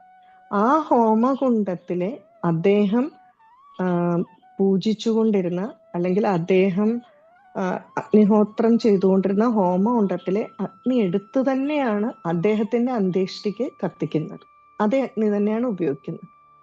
അപ്പൊ ഒന്ന് ആലോചിച്ച് നോക്കുക, എത്ര ശാസ്ത്രീയമായിട്ടാണ് നമ്മളുടെ ആചാര്യന്മാർ ഇതെല്ലാം പറഞ്ഞു തന്നത്. അതുപോലെ തന്നെ വേറൊരു യാഗത്തിനെ പറ്റി പറയുന്നുണ്ട്. ഞാൻ ഈ പ്ലാറ്റ്ഫോമിൽ ഞാൻ പറഞ്ഞോന്ന് അറിയില്ല, പലയിടത്ത് പറയുന്നോണ്ട് എവിടെയാ പറഞ്ഞതെന്ന് ഓർമ്മ വരുന്നില്ല പലതും. ദർശപൂർണമാസയാഗം എന്ന് പറയുന്ന ഒരു യാഗമുണ്ട്. ഇത് 2 യാഗങ്ങളാണ്, ദർശം, പൂർണ്ണം, ഇങ്ങനെ 2 യാഗം. ദർശം എന്ന് പറഞ്ഞാൽ ചതുർദശി തൊട്ട് അമാവാസി വരെയുള്ള സമയങ്ങളിൽ നടത്തുന്നതാണ്. മറ്റേത് അമാവാസി കഴിഞ്ഞിട്ട് പൗർണമി വരെ നടത്തുന്നതാണ് പൂർണ്ണം. ദർശം എന്ന് പറഞ്ഞാൽ അമാവാസി എന്നാണ് അർത്ഥം. അപ്പൊ ഈ 2 സമയങ്ങളിൽ നടത്തുന്ന, അതായത് അഗ്നിഹോത്രികൾ കൂടുതലായിട്ട് പണ്ട് കാലത്ത് ചെയ്യുന്ന ഒരു 2 തരത്തിലുള്ള യാഗമാണ്. ഇതിന് പറയുന്ന പേര് ദർശപൂർണമാസയാഗം എന്നാണ് പറയുന്നത്. ഈ യാഗത്തിന്റെ ഒരു പ്രത്യേകത എന്താണെന്ന് വെച്ചാല്, ഈ യാഗത്തില് ഇന്ന പശുവിന്റെ പാല് ഉപയോഗിക്കണം എന്നുണ്ട്. ആ പശുവിനെ എത്ര ഇതായിട്ട് ശുദ്ധമായിട്ട് അങ്ങനെയൊക്കെ നിർത്തണം എന്നുണ്ട്. ഈ പശുവിനെ കൊണ്ട് കെട്ടേണ്ടത് കൃത്യമായിട്ട് ഇന്ന വൃക്ഷത്തിന്റെ കമ്പൊടിച്ചിട്ട് അത് കൊണ്ട് നാട്ടിയിട്ടാവണമെന്നുണ്ട്. എന്നിട്ട് അതിനു വേണ്ടി ഈ വൃക്ഷത്തിന്റെ ശിഖരം മുറിക്കുമ്പോൾ ആദ്യം തന്നെ ഈ വൃക്ഷത്തിനോട് ക്ഷമ ചോദിച്ച് അനുവാദം ചോദിക്കുന്ന ശ്ലോകം വേദത്തിലുണ്ടെന്നാണ് പറയുന്നത്. വേദത്തിലുണ്ട്. അപ്പൊ എന്തിനു വേണ്ടിയിട്ടാണ് ഇങ്ങനെ ചെയ്തിരിക്കുക? അപ്പൊ നമ്മുടെ കുട്ടി ഇത് കാണുകയാണെങ്കിൽ അവന് പ്രകൃതിയിലെ ഒരു വൃക്ഷത്തിനോടുള്ള മനോഭാവം എന്തായിരിക്കും? നമ്മൾ പലപ്പോഴും കാണാറുണ്ട്, ചില കുട്ടികൾ ഈ തറയിൽ കൂടെ കൂറുമ്പൊക്കെ പോകുമ്പോ അതിനിങ്ങനെ വെച്ചരയ്ക്കുന്നൊക്കെ. അപ്പൊ ഞാനൊക്കെ ചിന്തിക്കാറുണ്ട്, എങ്ങനെയാണ് ഇങ്ങനെ പലപ്പോഴും ചെയ്യാൻ പറ്റുക? എന്തിനെ കണ്ടാലും, ഇപ്പൊ ഒരു ചെടി കണ്ടാൽ അതിന്റെ ഇലയെല്ലാം വെട്ടി മുറിക്കുക, പൂ കണ്ടാൽ വല്ലാതെ ഇങ്ങനെ അതിനെ ഞെരടുക, ഇങ്ങനെയൊക്കെ. അപ്പൊ ഉള്ളിലുള്ള ആ സത്വരജ തമോ ഗുണങ്ങളില് ഏതാണോ മുന്നിട്ട് നിൽക്കുന്നത് അതാണ് അവിടെ പ്രകടമാകുന്നത്. ഇതാണ് നമ്മൾ ഏറ്റവും കൂടുതൽ ശ്രദ്ധിക്കേണ്ടത്. അപ്പൊ നമ്മളില് സത്വഗുണം, ഇപ്പൊ നമ്മൾ സ്റ്റാറ്റിസ്റ്റിക്സിലെ പെർമിറ്റേഷൻ കോമ്പിനേഷൻ പഠിക്കും. സത്വഗുണം, രജോ ഗുണം, തമോ ഗുണം, ഇതിന്റെ ഒരു കോമ്പിനേഷനാണ് ലോകത്തിലുള്ള എല്ലാ ജനങ്ങളും. പക്ഷെ ഒരാളുടെ പോലെ കോമ്പിനേഷൻ വേറൊരാൾക്ക് കാണത്തില്ല. ഇത് 3ഉം വേണം. തമോ ഗുണം വേണം, സത്വഗുണം, രജോ ഗുണം, തമോ ഗുണം വേണം. പക്ഷെ ആധ്യാത്മിക പാതയിൽ മുന്നേറുന്ന ഒരാൾക്ക് തീർച്ചയായിട്ടും സത്വഗുണം കൂടിയിരിക്കണം, രജോ ഗുണം കുറഞ്ഞിരിക്കണം, തമോ ഗുണം കുറഞ്ഞിരിക്കണം. ഇതിന്റെ വ്യത്യാസം അനുസരിച്ച് മനുഷ്യന്റെ സ്വഭാവം വ്യത്യാസപ്പെട്ടിരിക്കും. ഇപ്പൊ നമ്മുടെ കൈരേഖ എടുത്തു നോക്കിയാൽ ഒരേപോലെയുള്ള വേറെ ആളില്ല എന്ന് പറയുന്ന പോലെ ഈ സെയിം പെർമിറ്റേഷൻ കോമ്പിനേഷനുള്ള ആരുമില്ല. അപ്പൊ ഇവിടെ എന്താണെന്ന് വെച്ചാൽ നമ്മുടെ പ്രകൃതം സംസ്കരിക്കപ്പെടണം. സത്വഗുണം ഏറിയിരുന്നാൽ അവൻ എന്തായിരിക്കും? He will do always good. എല്ലായ്പ്പോഴും നല്ല കാര്യങ്ങൾ മാത്രമേ ചെയ്യൂ. രജോ ഗുണം ഏറിയിരിക്കുന്നയാള് എപ്പോഴും സ്വന്തം കാര്യങ്ങളായിരിക്കും നോക്കാൻ താല്പര്യപ്പെടുക. സ്വന്തം കാര്യങ്ങളെല്ലാം കൃത്യമായിട്ട് നടക്കണം. കുറച്ചൊരു സെൽഫ് സെന്റേർഡ് ആയിരിക്കും, സെൽഫിഷ് ആയിരിക്കും. തമോ ഗുണമുള്ള ആളുകൾ എങ്ങനെയാണെന്ന് വെച്ചാല് അയാൾക്ക് എല്ലാം ഇങ്ങനെ സാക്ഷിഭാവത്തിൽ ഇരുന്നാൽ മതി. ഒന്നും അയാൾക്ക് ചെയ്യാൻ തോന്നില്ല, ചെയ്യേണ്ട സമയത്ത് ചെയ്യില്ല. ഒരു തൂങ്ങിയിരിക്കുന്ന, ഇപ്പൊ ഒരു ഉദാഹരണം പറയാം. ഉറക്കം എന്ന് പറഞ്ഞാൽ ഒരു താമസ പ്രകൃതമാണ്. ഉറക്കം നമുക്ക് വളരെ അത്യാവശ്യം വേണ്ട ഒരു സാധനമാണ്. ഇല്ലെങ്കിൽ നമ്മുടെ കർമ്മങ്ങളിനെ ബാധിക്കും. പക്ഷെ ഓഫീസിൽ പോയിരുന്ന് ഉറങ്ങിയാലോ, പഠിക്കുന്ന സമയത്തിരുന്ന് ഉറങ്ങിയാലോ, അപ്പൊ ഇത് എവിടെ ഉപയോഗിക്കാൻ പാടില്ലയോ അവിടെ എടുത്ത് ഉപയോഗിക്കും. അത് കൃത്യമായിട്ട് ഉപയോഗിക്കാതെ തെറ്റായ സ്ഥലത്ത് ഉപയോഗിച്ച് പോകുന്നതാണ് കൂടുതൽ താമസ പ്രകൃതി എന്ന് പറയുന്നത്. ശരിക്കും പറഞ്ഞാൽ സാന്ദർഭികമായിട്ട് പറയാം, ഈ യോഗമായയെ പറ്റി ഭഗവാൻ പറയുന്നുണ്ടല്ലോ. അപ്പൊ ഈ യോഗമായ എന്ന് പറയുന്നതിൽ ഈ മായ എന്ന് പറയുന്ന ഇതാണ്. ശരിക്കും പറഞ്ഞാൽ ഒരു ശ്ലോകം തന്നെയുണ്ട്, സത്വരജ തമോ ഗുണങ്ങളുടെ ആ ഒരു കോമ്പിനേഷൻ ആണ് ശരിക്കും മായ എന്ന് പറയുന്നത്. ആ ഒരു മെറ്റീരിയൽ ആണ് ശരിക്കും മായ. പക്ഷേ ഈ മായയുടെ ഒരു വ്യത്യാസം എന്താന്ന് വെച്ചാൽ, യോഗമായ എപ്പോഴാണ് ആകുന്നത്? ഈ മായയെ നമുക്ക് പലപ്പോഴും നിയന്ത്രിക്കാൻ സാധിക്കുന്നില്ല. ഈ സത്വരജ തമോ ഗുണങ്ങളെ നമുക്ക് നിയന്ത്രിക്കാൻ സാധിക്കാത്തത് കൊണ്ട് നമ്മുടെ കാര്യത്തിൽ ഇത് മായയും, എന്നാൽ ഭഗവാന്റെ കാര്യത്തിലോ ഭഗവാൻ ഇതിനു മുകളിലായതുകൊണ്ട് അതിനെ യോഗമായ എന്ന് വിളിക്കുന്നു എന്നും പറയുന്നുണ്ട്. അപ്പൊ നമ്മൾ എന്താ ചെയ്യേണ്ടതെന്ന് വെച്ചാൽ, നമ്മുടെ സത്വരജ തമോ ഗുണങ്ങളെ ശരിയായ രീതിയിൽ നിരീക്ഷിച്ചിട്ട് നമ്മൾ ആ പുരുഷനിൽ നിന്നും പുരുഷോത്തമനായിട്ടും നരനിൽ നിന്നും നാരായണനായിട്ടും മാറാൻ ശ്രമിക്കുക. അപ്പം നേരത്തെ പറഞ്ഞ പോലെ 15-ാമത്തെയായും പുരുഷോത്തമ യോഗം പറയുന്നുണ്ടല്ലോ. അതില് ഒരു സംസാര വൃക്ഷത്തിനെ പറ്റി പറയുന്നുണ്ട്. സംസാരം എന്ന് പറഞ്ഞാൽ നമ്മുടെ മുന്നിലുള്ള സൃഷ്ടിയാണ് സംസാരം എന്ന് പറയുന്നത്. ഭാഗവത്തിൽ നമ്മൾ പറയല്ലോ, സംസാര സാഗരേ മഗ്നം ദീനം മാം കരുണാനിധേ കർമ്മഗ്രാഹ ഗൃഹീതാംഗം മാമുത്തര ഭവാർണവ. ഈ സംസാരത്തിൽ നിന്നും എന്നെ കരകയറ്റണമേ എന്നാണ് നമ്മൾ പറയുക.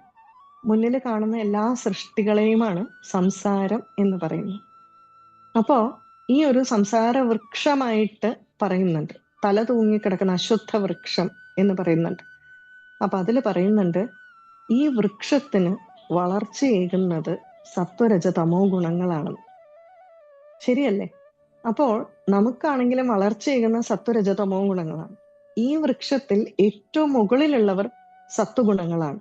എന്നിട്ട് പറയാണ്, സാധാരണ വൃക്ഷം പോലെയല്ല. ഈ വൃക്ഷത്തിന്റെ ഓരോ ഭാഗത്തുള്ള ഇലയ്ക്ക് ഓരോ ടേസ്റ്റാണ്. സാധാരണ വൃക്ഷത്തിന്റെ ഇലകൾക്ക് അങ്ങനെയല്ലോ.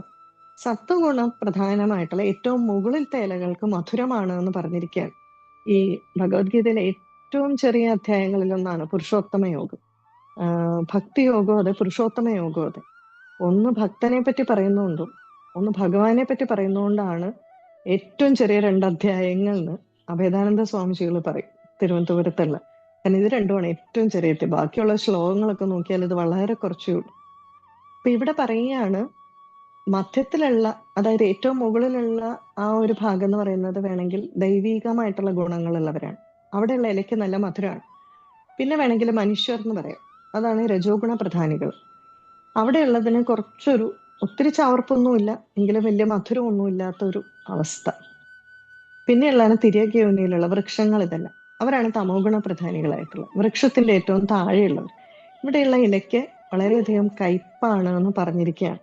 അപ്പൊ നമ്മൾ എന്ത് ചെയ്യണം? ഇതിൽ നിന്നും നമ്മുടെ തമോ ഗുണങ്ങളെ കുറച്ചു കൊണ്ടുവന്ന് രജോ ഗുണത്തിലെത്തി രജോ ഗുണത്തിൽ നിന്നും സത്വഗുണത്തിലേക്ക് കരകയറാൻ നോക്കുക. പക്ഷെ ഇവിടെ നമ്മൾ ഒരു കാര്യം കൂടി ശ്രദ്ധിക്കണം. ഭഗവത്ഗീത പറഞ്ഞപ്പോൾ അതും കൂടി പറയാം. ഭഗവത്ഗീത 16-ാം അധ്യായത്തില് 9-ാം അധ്യായത്തില് ഒരു കാര്യം പറയുന്നുണ്ട്. അതായത് 3 തരത്തിലുള്ള സൃഷ്ടിയെ പറ്റി രാജവിദ്യ രാജഗുഹ്യ യോഗത്തില് 3 തരത്തിലുള്ള സൃഷ്ടിയെ പറ്റി പറയുന്നുണ്ട്. ഒന്ന് ദൈവീകം, പിന്നെ ഒന്ന് ആസുരികം, പിന്നെ ഒന്ന് രാക്ഷസികം. ഇങ്ങനെയുള്ള 3 സൃഷ്ടികളെ പറ്റിയാണ് പറയുന്നത്. ദൈവാസുര സമ്പത്ത് വിഭാഗ യോഗം വരുമ്പോൾ അവിടെ ദൈവികം ദൈവാസുര സമ്പത്ത് വിഭാഗ യോഗം എന്നാണ്. അവിടെ രാക്ഷസികം പറയുന്നില്ല, ദൈവികവും ആസുരികവും മാത്രമേ പറയുന്നുള്ളൂ. ഈ അധ്യായത്തിൽ പറയുന്നത് എന്താണ്? ധാരാളം ഗുണങ്ങൾ നമ്മൾ ഉണ്ടാക്കിയെടുക്കണം, ആസുരിക ഗുണങ്ങൾ എന്തൊക്കെയാണ് അത് മാറ്റണം എന്നാണ്. ഇവിടെ ഭഗവാൻ എന്താ രാക്ഷസ ഗുണമുള്ളവരെ പറ്റി പറയാത്തത്? മറന്നുപോയി? ഇനി കുരുക്ഷേത്ര യുദ്ധഭൂമിയിൽ നിന്ന് ക്ഷീണിച്ചിട്ടാണ്. നമ്മള് ഏറ്റവും കൂടുതൽ ആധ്യാത്മിക പാതയിൽ സഞ്ചരിക്കുന്നവര് ഏറ്റവും കൂടുതൽ അറിഞ്ഞിരിക്കേണ്ട ഒരു തത്വമാണ് ഇവിടെ. 9-ാം അധ്യായം ഭഗവത്ഗീതയുടെ ഹൃദയമാണ്, രാജവിദ്യ രാജഗുഹ്യ യോഗം. ഇവിടെ ഭഗവാൻ 3 തരത്തിലുള്ള സൃഷ്ടിയെ പറ്റി പറയുന്നു. അതായത് ദൈവികം രാജസികം, ദൈവികം ആസുരികം രാക്ഷസികം. അടുത്തത് ദൈവാസുര സമ്പത്ത് വിഭാഗ യോഗം 16-ാം അധ്യായത്തിൽ വരുമ്പോൾ ഭഗവാൻ ദൈവികം മാത്രം പറയുന്നു, ആസുരികം മാത്രം പറയുന്നു, രാക്ഷസികം പറയുന്നില്ല. എന്തുകൊണ്ട്? ഭഗവാൻ പറയുകയാണ്, ഈ രാക്ഷസിക പ്രകൃതി ഉള്ളവർക്ക് എന്ത് പറ്റില്ല? എത്ര പറഞ്ഞാലും എത്രയൊക്കെ നമ്മൾ പറഞ്ഞു കൊടുത്താലും അവർക്കത് മനസ്സിലാവില്ല. ഇങ്ങനെയുള്ളവർ നമ്മുടെ ചുറ്റുമുണ്ട്. അവർക്ക് സ്വാഭാവികമായിട്ടുള്ള പ്രക്രിയ കൊണ്ട് അവരിൽ മാറ്റം വരില്ല. പിന്നെ എന്തു വേണം? അനുഭവമാകുന്ന തീച്ചൂളയിലൂടെ കടന്നു പോയി അട്ടികെട്ടി പദം വന്ന് അവര് ആ രാക്ഷസികമായിട്ടുള്ള പ്രകൃതിയിൽ നിന്ന് ആസുരികമായിട്ടുള്ള പ്രകൃതിയിലെത്തും. പിന്നെ അവിടെ നിന്ന് ദൈവികമായിട്ടുള്ള പ്രകൃതിയിലെത്തും. ഇതാണ് ഭഗവാൻ പറഞ്ഞിരിക്കുന്നത്. നേരെ മറിച്ച് ആസുരിക പ്രകൃതിയുള്ളവർക്ക് കുറെയൊക്കെ വേണമെന്ന് ശ്രമിച്ചാൽ കൂടുതൽ ദൈവിക ഗുണങ്ങളിലേക്ക് എത്താം. നമ്മുടെ മുന്നിൽ ഇതുപോലെയുള്ള ആൾക്കാരുണ്ട്. ഈ ടി വിയിലെ ചില ഡിബേറ്റ് ഒക്കെ നോക്കിയാൽ അറിയാം. ടി വിയിലല്ല, യൂട്യൂബിലൊക്കെ ചില ക്ലബ് ഹൗസിൽ ഒക്കെ. പൊതുവെ എന്നെ ഒരു 2-3 കൂട്ടരുണ്ടായിരുന്നു ക്ലബ് ഹൗസിൽ. സ്ഥിരമായിട്ട് അവരെ വിളിക്കുമായിരുന്നു. എനിക്കാണെങ്കിൽ ഈ ക്ലബ് ഹൗസിൽ പോകാൻ തീരെ താല്പര്യമില്ല. കാരണം എന്താന്ന് വെച്ചാൽ പ്രധാനമായിട്ടും നമ്മൾ എന്തൊക്കെ പറഞ്ഞാലും ഞാൻ പിടിച്ച മുയലിന് 3 കൊമ്പെന്ന് പറഞ്ഞ് അറിയാൻ വേണ്ടി ചോദിക്കുന്നവരല്ല ഇവര്. തീർച്ചയായിട്ടും അവർ ക്വസ്റ്റ്യൻ ചോദിച്ചുകൊണ്ടേയിരിക്കും. നമ്മൾ പറയുന്നൊന്നും ശ്രദ്ധിക്കില്ല. ഒരു തരത്തില് എത്രയെല്ലാം നമ്മൾ പറഞ്ഞു കൊടുത്തോ അവരതിനെ അംഗീകരിക്കില്ല. അവര് പറയുന്നതിൽ നിൽക്കും. അറിയാൻ വേണ്ടി ചോദിക്കുന്നവരല്ല. ഭഗവാൻ പറയുന്നു, ഇങ്ങനെയുള്ളവര് പല ജന്മങ്ങൾ ജനിച്ച് അനുഭവമാകും. നമ്മൾ പല ജന്മം അല്ലാതെ തന്നെ പലരെയും കാണുന്നില്ല. ഇപ്പം മുകുന്ദനൊക്കെ നോക്കിക്കേ, എന്താ കുറി തൊട്ടവരെ കാണുമ്പോഴോ പേടിയാണെന്നൊക്കെ പറഞ്ഞ അദ്ദേഹം ഇപ്പൊ ക്ഷേത്രത്തിലൊക്കെ പോകാൻ തുടങ്ങിയില്ലേ. അപ്പൊ നമ്മൾ തന്നെ ഇവിടെ കാണുന്നുണ്ട്. അതൊക്കെ കുറച്ച് ആസുരികമായിരുന്നുകൊണ്ടായിരിക്കും ദൈവിക പ്രകൃതിയിലേക്ക് വന്നത്. ഇതുപോലെ ഭഗവാൻ സത്യസായി ബാബ എപ്പോഴും പറയും, സാമൂഹിക പരിഷ്കർത്താക്കളെന്നും ഏറ്റവും വലിയ അറിവുണ്ടെന്നും പറയുന്നത് കേട്ടുകൊണ്ടിരുന്നാൽ കാൽച്ചുവട്ടിലെ മണ്ണ് ഒലിച്ചു പോകുന്ന കാണേണ്ടി വരും. ഇന്ന് സാംസ്കാരിക സമ്പന്നർ എന്ന് പറയുന്നവരാണല്ലോ പല കാര്യങ്ങളും തീരുമാനിക്കുന്നത്. പക്ഷെ ഇവര് പലപ്പോഴും ആസുരിക പ്രകൃതിയുള്ളവരാണ്. അപ്പൊ ഞാനെപ്പോഴും വിചാരിക്കും, ഞാനിവിടെ എത്ര കിടന്ന് പറഞ്ഞു കഴിഞ്ഞാലും ഇവരാ പറഞ്ഞിടത്തെ നിൽക്കും. ഇവരറിയാൻ വേണ്ടി ചോദിക്കുന്നവരല്ല. അപ്പൊ പിന്നെ ഇവർക്ക് വേണ്ടി ഞാൻ എന്തിനാ എന്റെ എനർജി കളയുന്നത്? ഞാൻ വിചാരിക്കും, ഭഗവാന്റെ ഒരു നിശ്ചയം കൊണ്ട് ഇതുവരെ ഒരാളോട് പോലും പ്രഭാഷണത്തിന് വിളിക്കാവോ എന്ന് ചോദിച്ചിട്ടില്ല. എന്നിട്ടും ധാരാളം പേര് നമ്മളെ കേൾക്കാൻ ആഗ്രഹിക്കുന്നുണ്ട്. നല്ല മനസ്സോടുകൂടി കേൾക്കുന്നുണ്ട്. നല്ല മനസ്സോടുകൂടി സംശയം ചോദിക്കുന്നുണ്ട് എങ്കിൽ അവർക്ക് നമ്മളെ കൊണ്ടാവുന്ന രീതിയിൽ സംശയം തീർത്തു കൊടുക്കുക. നമുക്ക് അറിയില്ലെങ്കിൽ കൂടുതൽ പഠിക്കുക, പഠിച്ചു മനസ്സിലാക്കിയിട്ട് അത് പറഞ്ഞു കൊടുക്കുക. അപ്പൊ അങ്ങനെ കേൾക്കാൻ തയ്യാറായി ധാരാളം ആളുകൾ ഉള്ളപ്പോ നമ്മൾ എന്തിനു നമ്മുടെ ഊർജം ഇങ്ങനെ പാഴാക്കുന്നു? അതിന്റെ ഒരു ആവശ്യവും ഇല്ല. കാരണം ഈ ഊർജം പാഴാകും തോറും വീണ്ടും നമ്മൾ ഈ ഊർജം ഉണ്ടാക്കേണ്ടി വരും. അപ്പൊ നമ്മളുടെ ചുറ്റും ഇങ്ങനെയുള്ള ആളുകൾ ഉണ്ടെങ്കിൽ ദയവ് ചെയ്ത് അവരെ പ്രബുദ്ധരാക്കാനുള്ള ഒരു ശ്രമം വിട്ടുകളയുക. കാരണം അത് അവരുടെ കർമ്മഗതിയാണ്. എത്രയോ ജന്മങ്ങൾ ജനിച്ച് അവര് ആ അനുഭവത്തിലൂടെ മാത്രമേ വരൂ. നമ്മളിപ്പോ ചെയ്യേണ്ടത് നമ്മുടെ ഉള്ളിലുള്ള ആസുരിക ഗുണത്തെ ശ്രദ്ധിക്കുക. ആ ആസുരിക ഗുണത്തെ ഓരോന്നായിട്ട് മാറ്റി സത്വഗുണത്തിന്റെ ആ ഒരു തലത്തിലോട്ട്, ആ ഒരു കാറ്റഗറിയിലേക്ക് നമ്മളെ കൂടുതലായിട്ട് കൊണ്ടുവരാനായിട്ട് ശ്രമിക്കുക. ഈ ഒരു സന്ദർഭത്തിൽ ഇങ്ങനെ പോകുന്ന സമയത്ത് തന്നെ നമുക്ക് പല ബുദ്ധിമുട്ടുകളും അനുഭവപ്പെടും. ആചാരമേത്, അനാചാരമേത്, ദുരാചാരമേത് എന്നൊക്കെ സംശയം വരും. അതിനായിട്ട് നമ്മളുടെ ഈ വേദങ്ങളിലുള്ള ആശയങ്ങളെ വളരെ ലളിതമായിട്ടുള്ള രീതിയിൽ സിംപ്ലിഫൈ ചെയ്ത ധാരാളം പുസ്തകങ്ങളുണ്ട്. പക്ഷേ ആകെ ഒരു വിഷമം എന്താന്ന് വെച്ചാൽ ഇങ്ങനെയുള്ള പല അമൂല്യമായിട്ടുള്ള പുസ്തകങ്ങളും മലയാളത്തില് വിവർത്തനം ചെയ്ത് നമുക്ക് ലഭ്യമല്ല എന്നുള്ളതാണ്. കൂടുതലും സംസ്കൃതത്തിലാണ്. സംസ്കൃതത്തിൽ നിന്ന് പലതും ഹിന്ദിയിലേക്ക്, ഇംഗ്ലീഷിലേക്കൊക്കെ ട്രാൻസ്ലേറ്റ് ചെയ്തിട്ടുണ്ട്. ഇവയുടെ ഒന്നും ഇപ്പൊ ഉദാഹരണത്തിന് ധർമ്മസിന്ധു, നിർണയബിന്ദു, ഇങ്ങനെ 2 പുസ്തകങ്ങളുണ്ട്. വളരെ പ്രശസ്തമാണ് ഉത്തരേന്ത്യയിലൊക്കെ. ധർമ്മസിന്ധു, നിർണയബിന്ദു. ഇവ രണ്ടും ഈ ധർമ്മസിന്ധുവില് ഒരെണ്ണത്തില് ശ്ലോകം കൂടുതൽ, ഒരെണ്ണത്തില് പദ്യം കൂടുതൽ, അങ്ങനെയൊക്കെയാണ്. എല്ലാം സംസ്കൃതത്തിലാണ് മൂലം. ഇവയിൽ ഏറ്റവും പ്രധാനമായിട്ട് ആചാരങ്ങൾ എന്തൊക്കെ, നമ്മൾ ആഘോഷങ്ങളൊക്കെ നടത്തുവാണെങ്കിൽ ആ ദിവസങ്ങൾ ഏതൊക്കെ, അതിന്റെ തിഥി എങ്ങനെ നോക്കണം, മുഹൂർത്തം എങ്ങനെ നോക്കണം, സമയം ഏതാണ് ഏറ്റവും നല്ലത്, അതുപോലെ വിവാഹം നടത്തുന്നത്, ഇങ്ങനെ സകലമായ ആചാരങ്ങളെ പറ്റിയും പറഞ്ഞിരിക്കുന്നതാണ്. ഞാനിവിടെ ഒരു പറയാൻ കാരണം എന്ന് വെച്ചാൽ ഇങ്ങനെയുള്ള പേരുകളാണെങ്കിൽ നമ്മളൊന്ന് ഫെമിലിയർ ആയിട്ട് ഇരിക്കും. ഈ ധർമ്മസിന്ധു, നിർണയ സിന്ധു എന്ന് പറയുന്ന ഗ്രന്ഥങ്ങളൊക്കെ. പിന്നെ ഒരു പുസ്തകം കൂടി ഉണ്ടായിരുന്നു, ഞാനിപ്പോൾ അതിന്റെ പേര് ഞാൻ തന്നെ മറന്നു, ചിന്താമണി അങ്ങനെ എന്തോ ആണ്. ഇത് കുറേ കാലം പബ്ലിക്കേഷൻ ഇല്ലാതിരുന്നിട്ട് കേന്ദ്ര ഗവൺമെന്റ് വളരെയധികം താല്പര്യം എടുത്ത് ഈ പുസ്തകം പബ്ലിഷ് ചെയ്തു. ചൗഗമ്പ പബ്ലിഷേഴ്സ് ചെയ്തു. അതിനകത്തുള്ള പല പാഠങ്ങളുമാണ് ഹിന്ദു റിലീജിയനെ പറ്റിയുള്ള ലോ ആയിട്ട് വക്കീലന്മാര് പഠിപ്പിക്കുന്നതെന്ന് പറയാം നമുക്ക്. പക്ഷെ ഇതൊന്നും മലയാളത്തിൽ അവൈലബിൾ അല്ല. പക്ഷെ ഇന്നും സംസ്കൃതത്തില് നമ്മുടെ ജീവിതത്തില് പ്രാവർത്തികമാക്കേണ്ട നിയമങ്ങളും സംസ്കാരങ്ങളും ഒക്കെ വേദത്തിൽ നിന്നും സ്മൃതികളിൽ നിന്നും വേദാന്തത്തിൽ നിന്നും, വേദാന്തം എന്ന് പറഞ്ഞാൽ ഉപനിഷത്ത്, ഇതിൽ നിന്നും കാച്ചിക്കുറുക്കി നമുക്ക് വേണ്ട രീതിയിൽ ഇതുപോലുള്ള ഗ്രന്ഥങ്ങൾ ഉണ്ടാക്കിയിട്ടുണ്ട്. ധാരാളം ആചാര്യന്മാർ അതിനുവേണ്ടി ശ്രമിച്ച് നമുക്ക് വേണ്ടി തന്നിട്ടുണ്ട്. അപ്പൊ ഇതുപോലുള്ള ഗ്രന്ഥങ്ങൾ നമുക്ക് മുമ്പ് പറഞ്ഞതുപോലെ നമുക്ക് സത്യത്തിൽ സംശയം ഉണ്ടെങ്കിൽ, പല കാര്യങ്ങളിൽ സംശയം ഉണ്ടെങ്കിൽ ഗ്രന്ഥങ്ങളെ ആശ്രയിക്കുന്നതിൽ തെറ്റില്ല. ഒരു സ്റ്റേജ് എത്തുമ്പോൾ ഈ സംശയങ്ങളെല്ലാം ഇല്ലാതെയാവും. ഈ പുസ്തകങ്ങളൊന്നും വായിക്കണ്ട എന്നാകും. എന്നോട് ഗുരുനാഥൻ എപ്പോഴും പറയും, ഇപ്പം പുസ്തകം വായിക്കാതെ പറ്റില്ല, ഇപ്പൊ വായിക്കുന്നതിന് വലിയ താല്പര്യവും തോന്നുന്നുണ്ട്, ഇപ്പൊ ആ ഒരു ഘട്ടാണ്. അപ്പൊ ഇങ്ങനെ അങ്ങ് പോട്ടെ. ഒരു സ്റ്റേജ് എത്തുമ്പോൾ ഒരുപക്ഷെ ഭഗവാന്റെ അനുഗ്രഹം കൊണ്ട് ചിലപ്പോൾ ഇതൊന്നും വായിക്കേണ്ട, അറിയേണ്ടത് അറിഞ്ഞു എന്നുള്ളൊരു തലത്തിൽ എത്തുമായിരിക്കും, നമുക്കറിയില്ല. പക്ഷെ അന്നും ആളുകളിലേക്ക് അറിവെത്തിക്കണമെങ്കിൽ വായിക്കാതെ പറ്റില്ല. അത് ആ ഒരു കർമ്മത്തിന് വേണ്ടി ചെയ്യുക. പക്ഷെ നമ്മളുടേതായ ആ ഒരു സംസ്കാരത്തെ, ഒരു പൂർണ്ണത എന്ന് ഞാൻ പറയുന്നില്ല, കാരണം പൂർണ്ണതയിൽ എത്തിക്കാൻ നമുക്ക് ബുദ്ധിമുട്ടാണ്. എന്നാലും സംസ്കരിച്ച് ആ ഒരു പൂർണ്ണതയോടടുത്തെത്തിയാൽ മാത്രമേ മനുഷ്യന്റെ പരമമായിട്ടുള്ള ഗതിക്കുള്ള വഴി എന്താണെന്ന് നമുക്ക് മനസ്സിലാവും. ആ സമയം വരുമ്പോൾ ഗുരു തന്നെ വന്നോളൂ. ഇപ്പൊ എല്ലാരും ചോദിക്കും, എനിക്കൊരു ഗുരുവിനെ കിട്ടുന്നില്ല, ഞാൻ എവിടെ പോയി ഗുരുവിനെ തപ്പുന്നു. ഒരു ശിഷ്യന് വേണ്ട ഗുണഗണങ്ങളെല്ലാം നമ്മൾ വളർത്തിയെടുക്കുക. ഇതുപോലെ ശിഷ്യന് വേണ്ട ഗുണഗണങ്ങളെല്ലാം വളർത്തിയെടുത്താൽ ഗുരു അവിടെ തന്നെ വന്നോളൂ.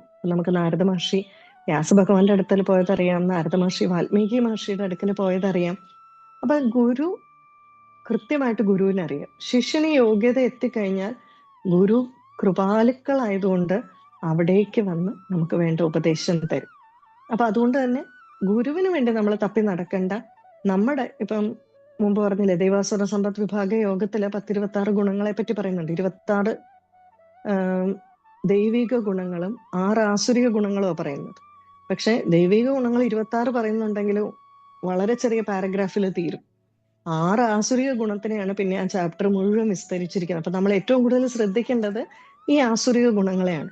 അതിനെ മാറ്റാൻ നമ്മൾ ശ്രമിച്ചാൽ തീർച്ചയായിട്ടും ആ ഗുരു നമ്മുടെ മുന്നിൽ എത്തിച്ചേരും, നമുക്ക് വേണ്ട വഴി കാണിക്കും. ഇതാണ് സനാതന ധർമ്മത്തിന്റെ മഹത്വം എന്നുള്ളത്. അത് ഏത് കാലഘട്ടത്തിലാണെങ്കിലും ഇതിനൊരു മാറ്റമില്ല. ഈ ഒരു ആശയങ്ങൾക്കോ ഈ പറയുന്ന കാര്യങ്ങൾക്കോ കലിയുഗത്തിന്റെ അവസാന ദിവസമോ അടുത്ത ചതുർയുഗം വന്നാലോ ഇതിലെ അറിവുകൾക്കൊന്നും ഒരു മാറ്റവും ഇല്ല. ഇതാണ് സനാതന ധർമ്മത്തിന്റെ ഏറ്റവും വലിയ മുഖമുദ്ര. എനിക്ക് തോന്നുന്നു ഒരു 3 മിനിറ്റ് കൂടി ഉണ്ട്. അങ്ങനെയാണെങ്കിൽ ഒരു കാര്യം കൂടി പറയാം. എന്തുകൊണ്ടാണ് ഈ 3 മിനിറ്റും കൂടെ ഒന്ന് സംസാരിക്കാമല്ലോ അല്ലേ? 9 മണി വരെ അല്ലേ? 5 മിനിറ്റ് കൂടെ അനുവദിക്കണം. ഇവിടെ പങ്കെടുക്കുന്ന ആൾക്കാർക്ക് എന്തെങ്കിലും ചോദിക്കാനുണ്ടെങ്കിൽ ചോദിക്കാനുള്ള ഒരു സമയം കൂടി 5 മിനിറ്റ്. അല്ല, എനിക്ക് കുഴപ്പമില്ല. ഞാനൊരു കാര്യം പറഞ്ഞു വന്നോണ്ട് ഞാൻ ചോദിക്കുവായിരുന്നു. അതായത് ഈ വേദങ്ങൾ, നമ്മളിവിടെ നിങ്ങളുടെ വിഷയം അതായതുകൊണ്ട് സനാതനം എന്നൊക്കെ പറയുമ്പോൾ നമ്മൾ ഏറ്റവും കൂടുതൽ പറയാറുണ്ട് വേദങ്ങൾ അപൗരുഷേയമാണ്. അപ്പൊ നമ്മുടെ മനസ്സിലേക്ക് വേഗം ചിന്ത വരുന്നത് അപൗരുഷേയം എന്ന് പറഞ്ഞാൽ പുരുഷന്മാർ രചിക്കപ്പെട്ടതല്ല. ഇതെല്ലാം സംസ്കൃതത്തിലാണ് എഴുതിയിരിക്കുന്നത്. പുരുഷന്മാര് അല്ലെങ്കിൽ മനുഷ്യര് രചിച്ചിരിക്കുന്നതാണല്ലോ ഈ വേദത്തിൽ എഴുതിയിരിക്കുന്നതല്ല, സംസ്കൃതത്തിലല്ലേ രചിച്ചിരിക്കുന്നത്. അപൗരുഷേയം എന്ന് പറഞ്ഞാൽ അതല്ല അർത്ഥം. ഇപ്പൊ ഉദാഹരണത്തിന് വാൽമീകി രാമായണം എന്ന് പറഞ്ഞാൽ പൗരുഷേയമാണ്. അതുപോലെ ഒരെണ്ണം ഇതിനു മുമ്പ് ആരും രചിച്ചിട്ടില്ല. സജാതീയമായിട്ടുള്ള ഉച്ചാരണമുള്ള ഒരു ഗ്രന്ഥം അതിനു മുമ്പ് കാണാൻ പറ്റുമോ? അതേ വാക്കുകൾ ഉപയോഗിച്ച് കാണാൻ സാധിക്കില്ല. കാളിദാസന്റെ രഘുവംശം, മേഘസന്ദേശം നമുക്ക് കാണാൻ സാധിക്കില്ല. ശ്രീമദ് ഭാഗവതം വ്യാസഭഗവാൻ എഴുതി കാണാൻ സാധിക്കില്ല. എന്നാൽ വേദത്തിലുള്ള സൂക്തങ്ങളോ വേദത്തിലുള്ള അറിവുകളോ ആരോട് ചോദിച്ചാലും എൻ്റെ ഗുരു എനിക്ക് പറഞ്ഞു തന്നു, അദ്ദേഹത്തിന്റെ ഗുരു പറഞ്ഞു തന്നു എന്ന് പറയും. ഒരു കാലത്തും ഇതിൽ ഒരാൾക്ക് പോലും ഇതിന്റെ അവകാശം എടുക്കാൻ സാധിക്കില്ല.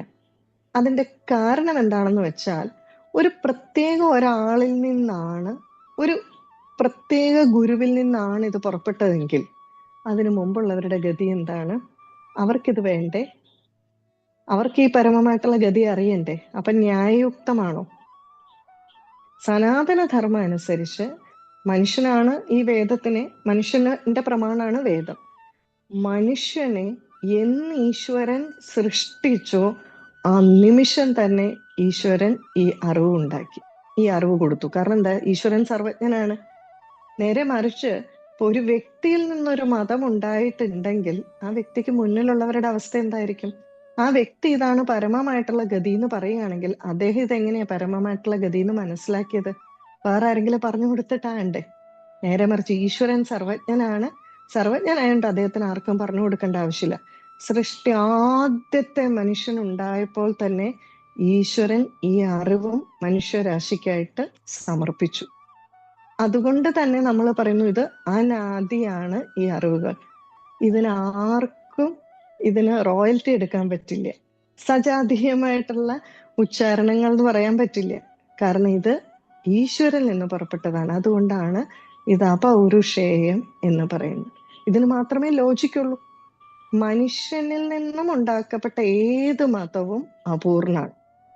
ഒരു വ്യക്തിയിൽ നിന്നാണ് ഉണ്ടാക്കപ്പെട്ടതെങ്കിൽ അത് അപൂർണമായിട്ട് നിൽക്കും. നമ്മൾ മോശമാണെന്ന് പറയുന്നില്ല, പക്ഷെ അപൂർണമാണ്.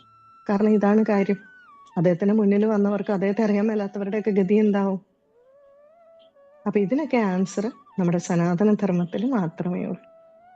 ഞാൻ കുറച്ച് വ്യത്യസ്തമായ ഒരു തലത്തിലുള്ള അറിവുകളാണ് പങ്കുവെച്ചത്. കുറച്ച് കടുപ്പായോന്ന് എനിക്കറിയില്ല. കുറേ കാലമായിട്ട് നിങ്ങളുടെ അടുക്കൽ വരുന്നുണ്ട്. എനിക്ക് കുറച്ചും കൂടെ വ്യത്യസ്തമായ രീതിയിൽ ഒരടുത്ത സ്റ്റേജിലോട്ട് കടന്നുള്ള ചിന്താഗതികൾ പറയണമെന്ന് പ്രത്യേകം തോന്നി. അതുകൊണ്ടാണ് ഇത് പറഞ്ഞത്. എത്രമാത്രം പേർക്ക് ഉൾക്കൊള്ളാൻ സാധിച്ചു എന്ന് എനിക്കറിയില്ല.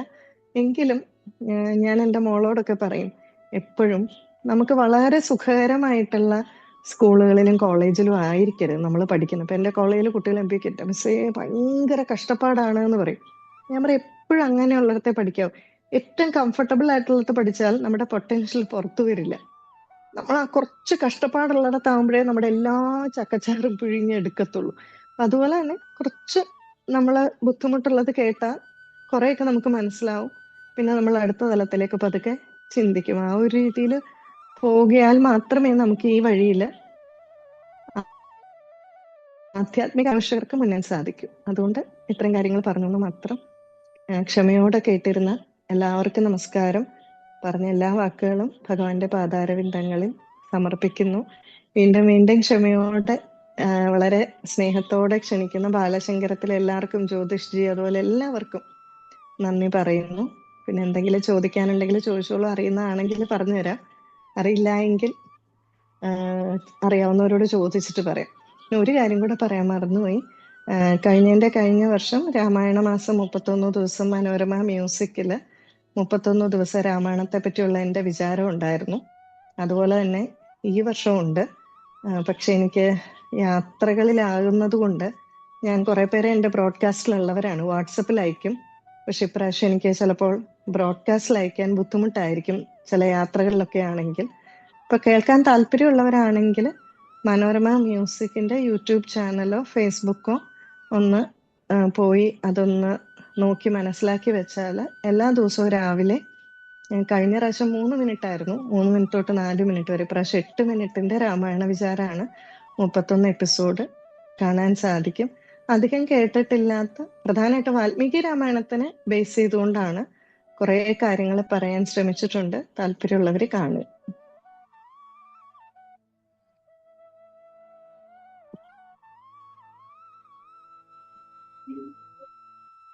രാജീവേട്ടൻ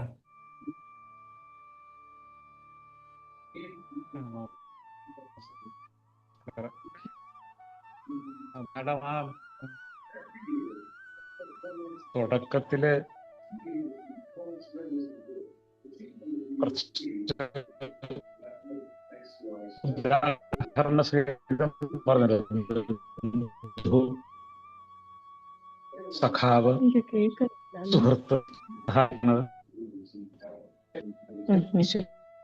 എനിക്ക് പെട്ടെന്ന് ഓർമ്മ വന്നത് ത്വമേവ മാതാ ച പിതാ ത്വമേവ വിദ്യ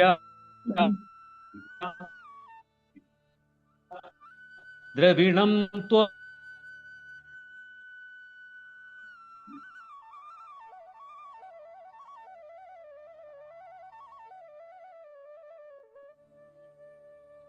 രാജീവേട്ടന്റെ അവിടെ കറണ്ട് പോയെന്നാണ് കരുതുന്നത്. എന്തായാലും ഇന്നത്തെ പരിപാടിയിൽ എനിക്ക് തോന്നുന്നു അദ്ദേഹം പരാമർശിച്ചത്, ഞാൻ ആദ്യം പറഞ്ഞ ഈശ്വരനെ സ്നേഹിതനായിട്ട് കാണണമെന്നാണ്. ഞാനൊരു കാര്യം പറയാൻ മറന്നുപോയി. ഇത് ആരുടെ ചിന്തയാണെന്ന് വെച്ചാൽ ശൃംഗേരി പരമകോടി പീഠത്തിലെ, എനിക്ക് തോന്നുന്നു 34ാമത് മഠാധിപതിയാണോ ഓർക്കുന്നില്ല, വളരെ മഹാത്മാവായിരുന്ന പ്രശസ്തനായിരുന്ന ചന്ദ്രശേഖര ഭാരതി സ്വാമികളുടെ കുറേയൊക്കെ ചിന്തയാണ്. പല ആചാര്യന്മാരുടെ ഉണ്ട്, പക്ഷെ ആ സ്നേഹിതനായിട്ട് കണക്കാക്കുക എന്നുള്ളതെല്ലാം വളരെ സിദ്ധനും യോഗിയും ഒക്കെ ആയിരുന്നു ചന്ദ്രശേഖര ഭാരതി സ്വാമികളുടെ, ശങ്കരാചാര്യരുടെ ചിന്തയായിരുന്നു ആ പറഞ്ഞത്. അതെന്റെ മനസ്സിന് വളരെയധികം ആകർഷിച്ചു. അതുകൊണ്ടാണ് ഞാൻ പിന്നെ ആ വിഷയം പറയാനെടുത്ത് തെരഞ്ഞെടുത്തത്.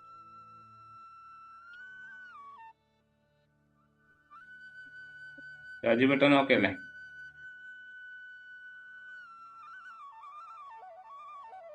ഇവിടെ വേറെ ആർക്കെങ്കിലും ഇന്ന് ഇവിടെ കൂടിയിരിക്കുന്നവർ ആർക്കെങ്കിലും എന്തെങ്കിലും സംശയങ്ങളുണ്ടെങ്കിൽ ചോദിക്കാവുന്നതാണ്. 2 മിനിറ്റ് സമയം. ഞാനൊരു വിഷയം ചോദിക്കാമെന്ന് വിചാരിക്കുകയാണ്. പലപ്പോഴും നമുക്ക് ഒരു അംശം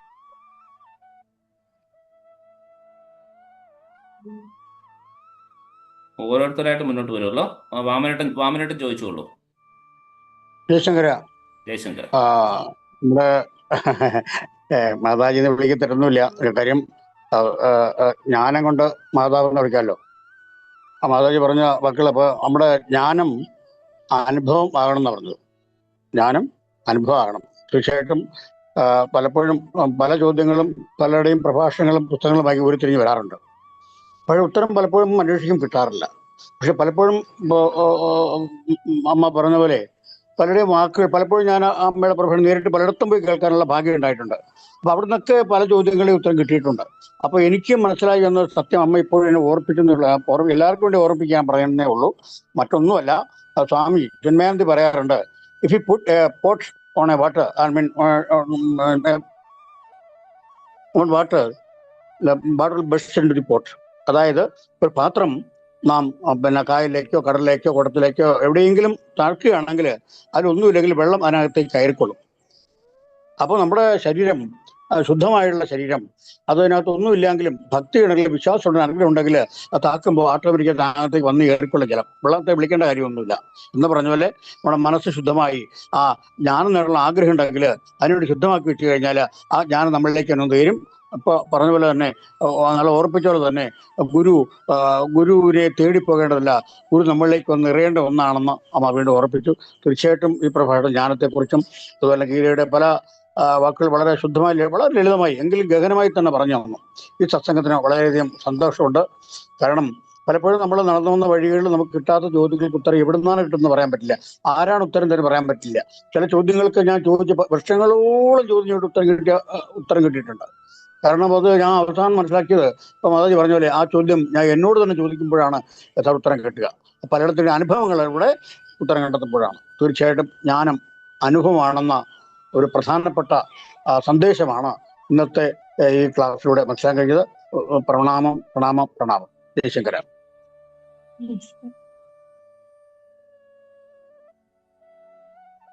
അടുത്ത ആരാണ്?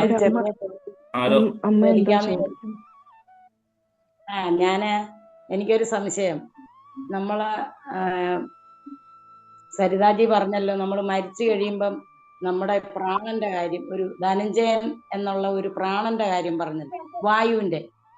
അത് ശരിക്കും നമ്മുടെ ഈ ബ്രാഹ്മണ സമുദായത്തില് നമ്മൾ 10-12 ദിവസം ഇതിന്റെ ബലിയൊക്കെ ഇട്ട്, പിണ്ണമൊക്കെ ഇട്ട്, സവിണ്ണിയും ഇതെല്ലാം നടത്തി, ഇതെല്ലാം കഴിയുന്ന സമയം വരെ ഈ ധനഞ്ജയൻ എന്ന ആ ഒരു വായു നമ്മുടെ ചുറ്റിനും ഉണ്ടാകും എന്ന് പറയുന്നതിനകത്ത് സത്യം വല്ലതും ഉണ്ടോ? നമ്മുടെ കൂടെ ആ വായു, ആ ധനഞ്ജയൻ ചുറ്റിപ്പറ്റി നിൽക്കും. ഈ കർമ്മങ്ങളെല്ലാം ചെയ്ത് ഇതെല്ലാം ആവാഹിച്ചെല്ലാം വിട്ടു കഴിയുമ്പോഴേ ഈ ധനഞ്ജയൻ നമ്മളെ വിട്ടുപിരിയൂ എന്ന് ഞാനൊന്ന് കേട്ടിട്ടുണ്ട്. അതിനകത്ത് എന്തെങ്കിലും സത്യമുണ്ടോ എന്നൊന്നറിഞ്ഞാൽ കൊള്ളാമായിരുന്നു. ഞാൻ അങ്ങനെ വായിച്ചിട്ടില്ല ഇതുവരെ. എനിക്ക് അതുകൊണ്ട് അതിനെപ്പറ്റി അറിയില്ല. ഞാൻ എനിക്ക് പിന്നെ ആ ധനഞ്ജയ വായു ഈ ശരീരത്തിനോട് ചേർന്നാണ് നിൽക്കുന്നത്. അതുകൊണ്ട് തന്നെ അത് നമ്മുടെ ശരീരത്തിൽ നിന്ന് പുറത്തു പോകുമ്പോൾ നമ്മളെ ഏതെങ്കിലും തരത്തിൽ ബാധിക്കുമോ എന്നുള്ളതിനെ പറ്റി എനിക്ക് അത്ര അറിവില്ല. ശരീരമുള്ളിടത്തോളം ഒരു പ്രത്യേക ശരീരത്തില് ആ ശരീരമുള്ളിടത്തോളം കാലം അതിൽ ജീവൻ ഉണ്ടെങ്കിലും ഇല്ലെങ്കിലും ധനഞ്ജയ വായു ഉണ്ടെന്ന് പറഞ്ഞു. പിന്നെ വായു ആയതുകൊണ്ട് വിട്ടുപോയാലും energies neither created not destroyed എന്ന് പറയുന്ന പോലെ അത് അവിടെ കാണും. പക്ഷെ അത് നമ്മളെ എത്ര ബാധിക്കും അങ്ങനെ ഞാൻ വായിച്ചിട്ടില്ല. ഞാൻ അതിനെപ്പറ്റി ഒന്ന് അന്വേഷിക്കാം. ആരോടെങ്കിലും ഞാനും ചോദിക്കാം ഒന്ന്. ഞാൻ അങ്ങനെ കേട്ടിട്ടില്ല. അമ്മ, നമ്മുടെ ശ്രീകണ്ഠൻ പറഞ്ഞ 10 ദിവസത്തെ നമ്മുടെ ബലിയിടുന്നതിലൂടെ, ആ ബലികർമ്മങ്ങളിലൂടെ വളരെ ശ്രദ്ധിച്ചാൽ മനസ്സിലാവും. ഓരോ ദിവസം കൊണ്ട് നമ്മൾ ഓരോ ബലിയിടുമ്പോഴും ഒരു ശരീരം സൃഷ്ടിക്കുകയാണ്. മന്ത്രപൂരിതമായ ശരീരം സൃഷ്ടിച്ച് ആ മന്ത്രപൂരിതമായ ശരീരത്തിലാണ് ഇട്ടതിന് ശേഷം 10 ദിവസം പൊട്ടുബലിട്ടതിന് ശേഷം 11ാം ദിവസം നമ്മൾ പിണ്ടവും അവസാന സപിണ്ഡീകരണവും ചെയ്യുന്നത്. അപ്പൊ സപിണ്ഡീകരണമെല്ലാം ചേർക്കുകയാണ് ചെയ്യുന്നത്. ഇതിനെക്കുറിച്ച് ഒരുപാട് പറയാൻ ചിലപ്പോൾ പറയാൻ കഴിയും. പക്ഷേ ഈ സമയത്ത് ഇത് ഓർപ്പിക്കുക മാത്രമാണ്. ചിലപ്പോൾ വേറെ കാര്യം നമ്മൾ ഈയിടയ്ക്കായിട്ട് അഭിപ്രായം, ഒരു അനുഭവം മാത്രം പറയാം. ചൈനയിലെ ഒരു സീറ്റിൽ നിന്ന് യാത്ര ചെയ്യുന്ന ഒരു യാത്രക്കാരൻ, അദ്ദേഹം എഴുന്നേറ്റ് കഴിഞ്ഞാൽ ആ സീറ്റിലേക്ക് അടുത്ത് ഒരാൾ ഇരിക്കാറില്ല. അപ്പൊ ചൈന അങ്ങനെ ഇരിക്കാത്ത, അപ്പൊ അവരുടെ ഒരു വിശ്വാസം ഉണ്ട് അത്രേ, ഒരാൾ ഒരു സീറ്റിൽ ഇരുന്നിട്ട് എഴുന്നേറ്റ് കഴിയുമ്പോ കുറച്ച് സമയങ്ങളുടെ അയാളുടെ ആത്മാവുണ്ടാകും അത്രേ എന്നവർ ചിന്തയാണ് പറഞ്ഞത്. ഉടനെ കയറി ഇരിക്കാറില്ല അത്രേ എന്ന് പറഞ്ഞാൽ നമ്മൾ പോയാലും കുറെ കഴിയുമ്പോൾ നമ്മള് പ്രവൃത്തികൾ അല്ലെങ്കിൽ ചിന്തകൾ നമ്മുടെ ഉള്ളിലുള്ള ഊർജ്ജത്തിന്റെ സ്രോതസ് ഈ ഭൂമിയിൽ തന്നെ ഉണ്ടാവുമെന്നാണ് ആ ശാസ്ത്രീയം തെളിയിച്ചിട്ടുണ്ട്. അതിന് പലപ്പോഴും പിന്നെ നമുക്ക് വേണമെങ്കിൽ നമ്മുടെ തിരക്കി എനിക്കറിയാവുന്ന കൊച്ചു കാര്യമാണ്, തെറ്റുണ്ടെന്ന് തോന്നുന്നില്ല. പെട്ടെന്ന് മാത്രം പറയുന്നുള്ളൂ, ഉണ്ടെങ്കിൽ തിരുത്താം. ജയശങ്കര. അല്ല, തീർച്ചയായിട്ടും ആ പറഞ്ഞത് സത്യമാണ്. ഊർജം ഞാനും ധാരാളം പ്രഭാഷണത്തിൽ അത് പറഞ്ഞിട്ടുണ്ട്. നമ്മൾ എവിടെ സ്പർശിക്കുന്നു, ഇരിക്കുന്നു, അവിടെ എല്ലാം നമ്മളുടെ ഊർജം നിക്ഷേപിക്കപ്പെടുന്നു എന്നുള്ളത് തീർച്ചയായിട്ടും പറഞ്ഞിട്ടുണ്ട്. പിന്നെ അതുപോലെ ഈ 10, 12 എന്നൊക്കെ പറയുന്നത് ആ ഒരു പ്രേതം എന്നാണല്ലോ പറയുക. ആ സമയത്ത് നമ്മൾ ചൊല്ലുന്ന മന്ത്രങ്ങളിലെല്ലാം പ്രേതം പ്രേതം എന്ന് തന്നെയാണ് പറയുക. അപ്പൊ അതിനെ ഓരോ സ്റ്റേജിൽ നിന്നും നമ്മൾ ഇവിടുന്ന് വിടുവിച്ച് കൊണ്ടുപോകുന്ന ഒരവസ്ഥയാണ്. പക്ഷെ എനിക്ക് സംശയം വന്ന എന്താന്ന് വെച്ചാല്, ഈ ധനഞ്ജയ വായു തീർച്ചയായിട്ടും ആ ശരീരത്തിൽ നിന്ന് വിട്ടാലും അതുണ്ട്, അത് നമ്മളെ എങ്ങനെ ബാധിക്കുന്നു എന്നുള്ള ഒരു സംശയമാണ് എനിക്ക് വന്നത്.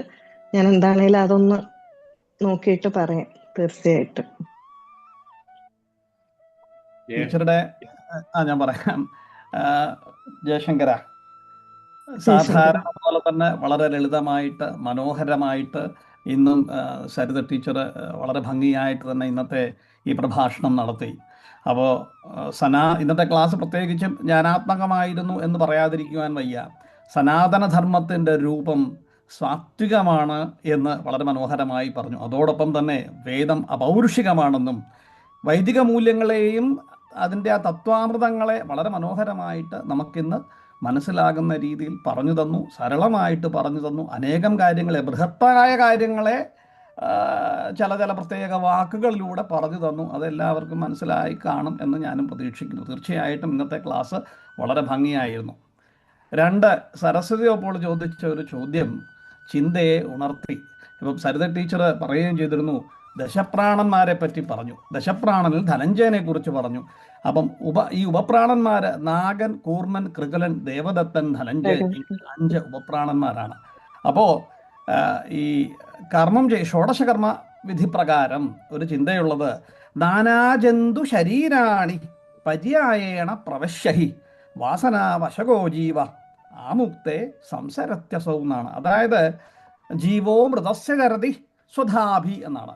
അപ്പോൾ മൃതനായിരിക്കുന്ന ഒരു ജീവന്റെ, അതാണ് ഈ ധനഞ്ജയൻ എന്നിപ്പോൾ പറഞ്ഞു വന്നത്. മറ്റെല്ലാ പ്രാണന്മാരും പോയി കഴിഞ്ഞാലും ആ ധനഞ്ജയൻ അവിടെ നിൽക്കുന്നു. ആ ശരീരം കത്തിച്ച് കളയുന്നിടം വരെ ആ ധനഞ്ജയൻ അവിടെ ജീവിക്കുന്നു. എന്നിട്ടും പിന്നെയും ഉണ്ട് എന്നുള്ളതാണ് നമ്മൾ പ്രേതക്രിയാതിരഹിത പ്രേതകർമ്മ ബഹിഷ്കൃത പിശാച ദേഹമാശ്രിത്യ പിശിതാശിച്ചിതരസൗ എന്നാണ്. അതായത് അങ്ങനെയുള്ള അത് എന്താണ്, നിഗ്രഹാനുഗ്രഹ ശക്തിയുള്ള, ഒന്നുകിൽ ദൈവീക ശക്തിയുള്ള ഈ ആത്മാവിനെ പ്രേതം എന്ന നാമധേയത്തിൽ നാം വിളിക്കുന്നു എന്നുള്ളതാണ്. അപ്പം അതുകൊണ്ടാണ് പിന്നീട് ഈ പറയുന്ന 10 ദിവസത്തെ ഓരോന്നുണ്ടല്ലോ, ഓരോ ദിവസത്തെ പിണ്ടങ്ങൾ കൊണ്ട് എന്തൊക്കെയാണ് ഉണ്ടാകുന്നതുകൊണ്ട്, പ്രഥമ ദിവസത്തെ ഉദകങ്ങളെ കൊണ്ട് മൂർധാവുണ്ടാകുന്നു, രണ്ടാമത്തെ ദിവസങ്ങൾ കൊണ്ട് ചക്ഷുശ്രോത്രങ്ങൾ ഉണ്ടാകുന്നു, നാസികയുണ്ടാകുന്നു, ഗ്രീവയുണ്ടാകുന്നു, വക്ഷക്കളും ബാഹുക്കളും ഉണ്ടാകുന്നു. പിന്നീട് അതിനോട് ജനിക്കുവാൻ വേണ്ടി നാം ഒരു സാധ്യതയും കൂടി ഉണ്ടാക്കി കൊടുക്കുകയാണ്. കാരണം ഈ ആത്മാവ് മറ്റൊന്നിൽ പ്രവേശിക്കുവാൻ തൽപരനായിട്ട് നിൽക്കുന്നു എന്നുള്ളതാണ്. അതുകൊണ്ട് തന്നെയാണ് മരിച്ചു കഴിഞ്ഞാൽ ഉടനെ 4 മണിക്കൂറിനുള്ളിൽ വീണ്ടും ദഹിപ്പിക്കണം നാം എന്ന് പറയുകയും കൂടെ ചെയ്യുന്നു. ഇല്ലെങ്കിൽ ഈ ധനഞ്ജയന് തന്നെ വീണ്ടും അകത്ത് കയറാനും പ്രവർത്തിക്കാനും ഒക്കെ ചിന്തയുണ്ട് എന്നാണ് നമ്മളുടെ വൈദികപരമായിട്ട് പറഞ്ഞു വെച്ചിരിക്കുന്നത്. അതിനൊരുപാട് കാര്യങ്ങൾ പിന്നെ പറയുന്നുണ്ട്. ഇപ്പൊ സരസ്വതി അതൊന്ന് പറഞ്ഞപ്പോ ഒന്ന് പറയണം തോന്നി, ക്ഷമിക്കുക. ജയശങ്കർ. വളരെ സന്തോഷം. എന്താണെങ്കിലും ഇതിനെപ്പറ്റി കൂടുതൽ പഠിക്കാമെന്ന് വിചാരിക്കുന്നു. ഞാന് ഒന്ന് ലീവ് ചെയ്തോട്ടെ, എന്നെ അടുത്ത സെഷനിലുള്ളവർ ഫോൺ നമ്മുടെ ക്ലാസ് കഴിഞ്ഞു. വേറെ ആരാണ്ട് ഒരാളും കൂടെ വിളിച്ചുകൊണ്ടിരിക്കുന്നുണ്ട്. ചോദിച്ചിരുന്നു, ഇടയ്ക്കിടയ്ക്ക് ഇങ്ങനെ വരുന്നുണ്ടായിരുന്നു. ആരാണെന്ന് കണ്ടുമില്ല. ആരാണ് എന്ത് ചോദിക്കാനായിട്ട് വന്നിരുന്നു? ഒന്ന് ആ ചോദ്യം എനിക്ക് പേഴ്സണലായിട്ട് അത് അറിയിക്കാം. അയച്ചാൽ ഞാനൊന്നൊരു ഓഡിയോ ഇട്ടാൽ മതിയോ? മറ്റേവര് വിളിച്ചോണ്ടേയിരിക്കുന്നു, എന്നെ വളരെ കാണാത്തോണ്ടേ. സന്തോഷം. നമ്മുടെ ഈ വേദി അലങ്കരിച്ചതിൽ വളരെയധികം നന്ദി. തീർച്ചയായിട്ടും ആദിശങ്കര ഇന്റർനാഷണൽ ഫൗണ്ടേഷന്റെ ഈ വേദിയെ അലങ്കരിക്കാൻ ടീച്ചർ ഇനി എത്തുമെന്ന് വളരെ സന്തോഷം. ജയശങ്കര. സുരേഷ് ഏട്ടൻ.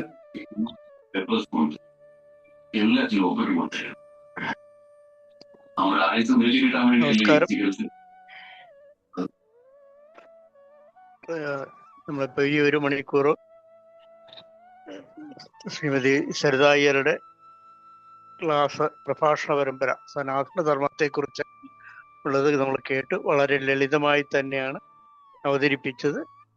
സനാതനം എന്ന വാക്ക് ഈ അടുത്ത കാലത്തൊക്കെ വേറെ വിവാദമുണ്ടാക്കിയെങ്കിലും അതെന്താണ് എന്ന് മനസ്സിലാക്കുമ്പോഴാണ് അത് ഉൾക്കൊള്ളുന്ന കാര്യത്തെക്കുറിച്ച്, നമ്മുടെ ചിന്തകളെക്കുറിച്ച്, നമ്മുടെ മുന്നോട്ടുള്ള യാത്രയെക്കുറിച്ചൊക്കെ കൂടുതൽ മനസ്സിലാക്കാനും ആ രീതിയിൽ മുന്നോട്ട് പോകാനും കഴിയുന്നത്. എന്തായാലും ഇന്നത്തെ ഈ ക്ലാസ്സിൽ പങ്കെടുത്ത എല്ലാവർക്കും സ്നേഹത്തോടെ നന്ദി പറയുന്നു. ജയശങ്കര. വളരെ സന്തോഷം സുരേഷ് ഏട്ടാ. ആദിശങ്കര ഇന്റർനാഷണൽ ഫൗണ്ടേഷന്റെ നേതൃത്വത്തിൽ അവതരിപ്പിച്ച അഹം ബ്രഹ്മാസ്മി എന്ന പരിപാടിയുടെ 2ാം ഭാഗം ചൊവ്വാഴ്ച വൈകുന്നേരം 8 മണി മുതൽ നടത്തുന്ന 2ാം ഭാഗം നടത്തുന്നത് ഭജഗോവിന്ദം, ആദിശങ്കരാകൃതിയായ ഭജഗോവിന്ദമാണ് നമ്മുടെ 2ാം ഭാഗത്തിൽ അവതരിപ്പിക്കുന്നത്. നമുക്ക് ഏവർക്കും പ്രിയപ്പെട്ട ഡോക്ടർ ജയകൃഷ്ണൻ നമ്പൂതിരി അവറുകളാണ് ഈ ക്ലാസ് എടുക്കുന്നത്. ആദ്യത്തെ ഭാഗത്തിൽ നമ്മൾ സൗന്ദര്യലഹരിയുടെ 56 ഭാഗങ്ങളിലായി സൗന്ദര്യലഹരി നമ്മൾ അർത്ഥമറിഞ്ഞ് പഠിക്കുകയുണ്ടായി. ഇതും അതുപോലെ തന്നെ ഭജഗോവിന്ദവും അർത്ഥമറിഞ്ഞ് പഠിക്കാനുള്ള ശ്രമത്തിലാണ്. തീർച്ചയായും എല്ലാവരുടെ സഹകരണം ഞങ്ങൾ പ്രതീക്ഷിക്കുന്നു. എല്ലാവർക്കും ജഗദീശന്റെ കാരുണ്യ കടാക്ഷം ഉണ്ടാവട്ടെ എന്ന് ആത്മാർത്ഥമായി പ്രാർത്ഥിച്ചുകൊണ്ട് ഇന്നത്തേക്ക് ഇവിടെ വാങ്ങുന്നു. എല്ലാവർക്കും നന്മയുണ്ടാകട്ടെ. ലോക സമസ്ത സുഖനോ ഭവന്തു. ജയശങ്കര. ജയശങ്കര. ജയശങ്കര. ജയശങ്കര. ജയശങ്കര. ജയശങ്കര. ജയശങ്കര.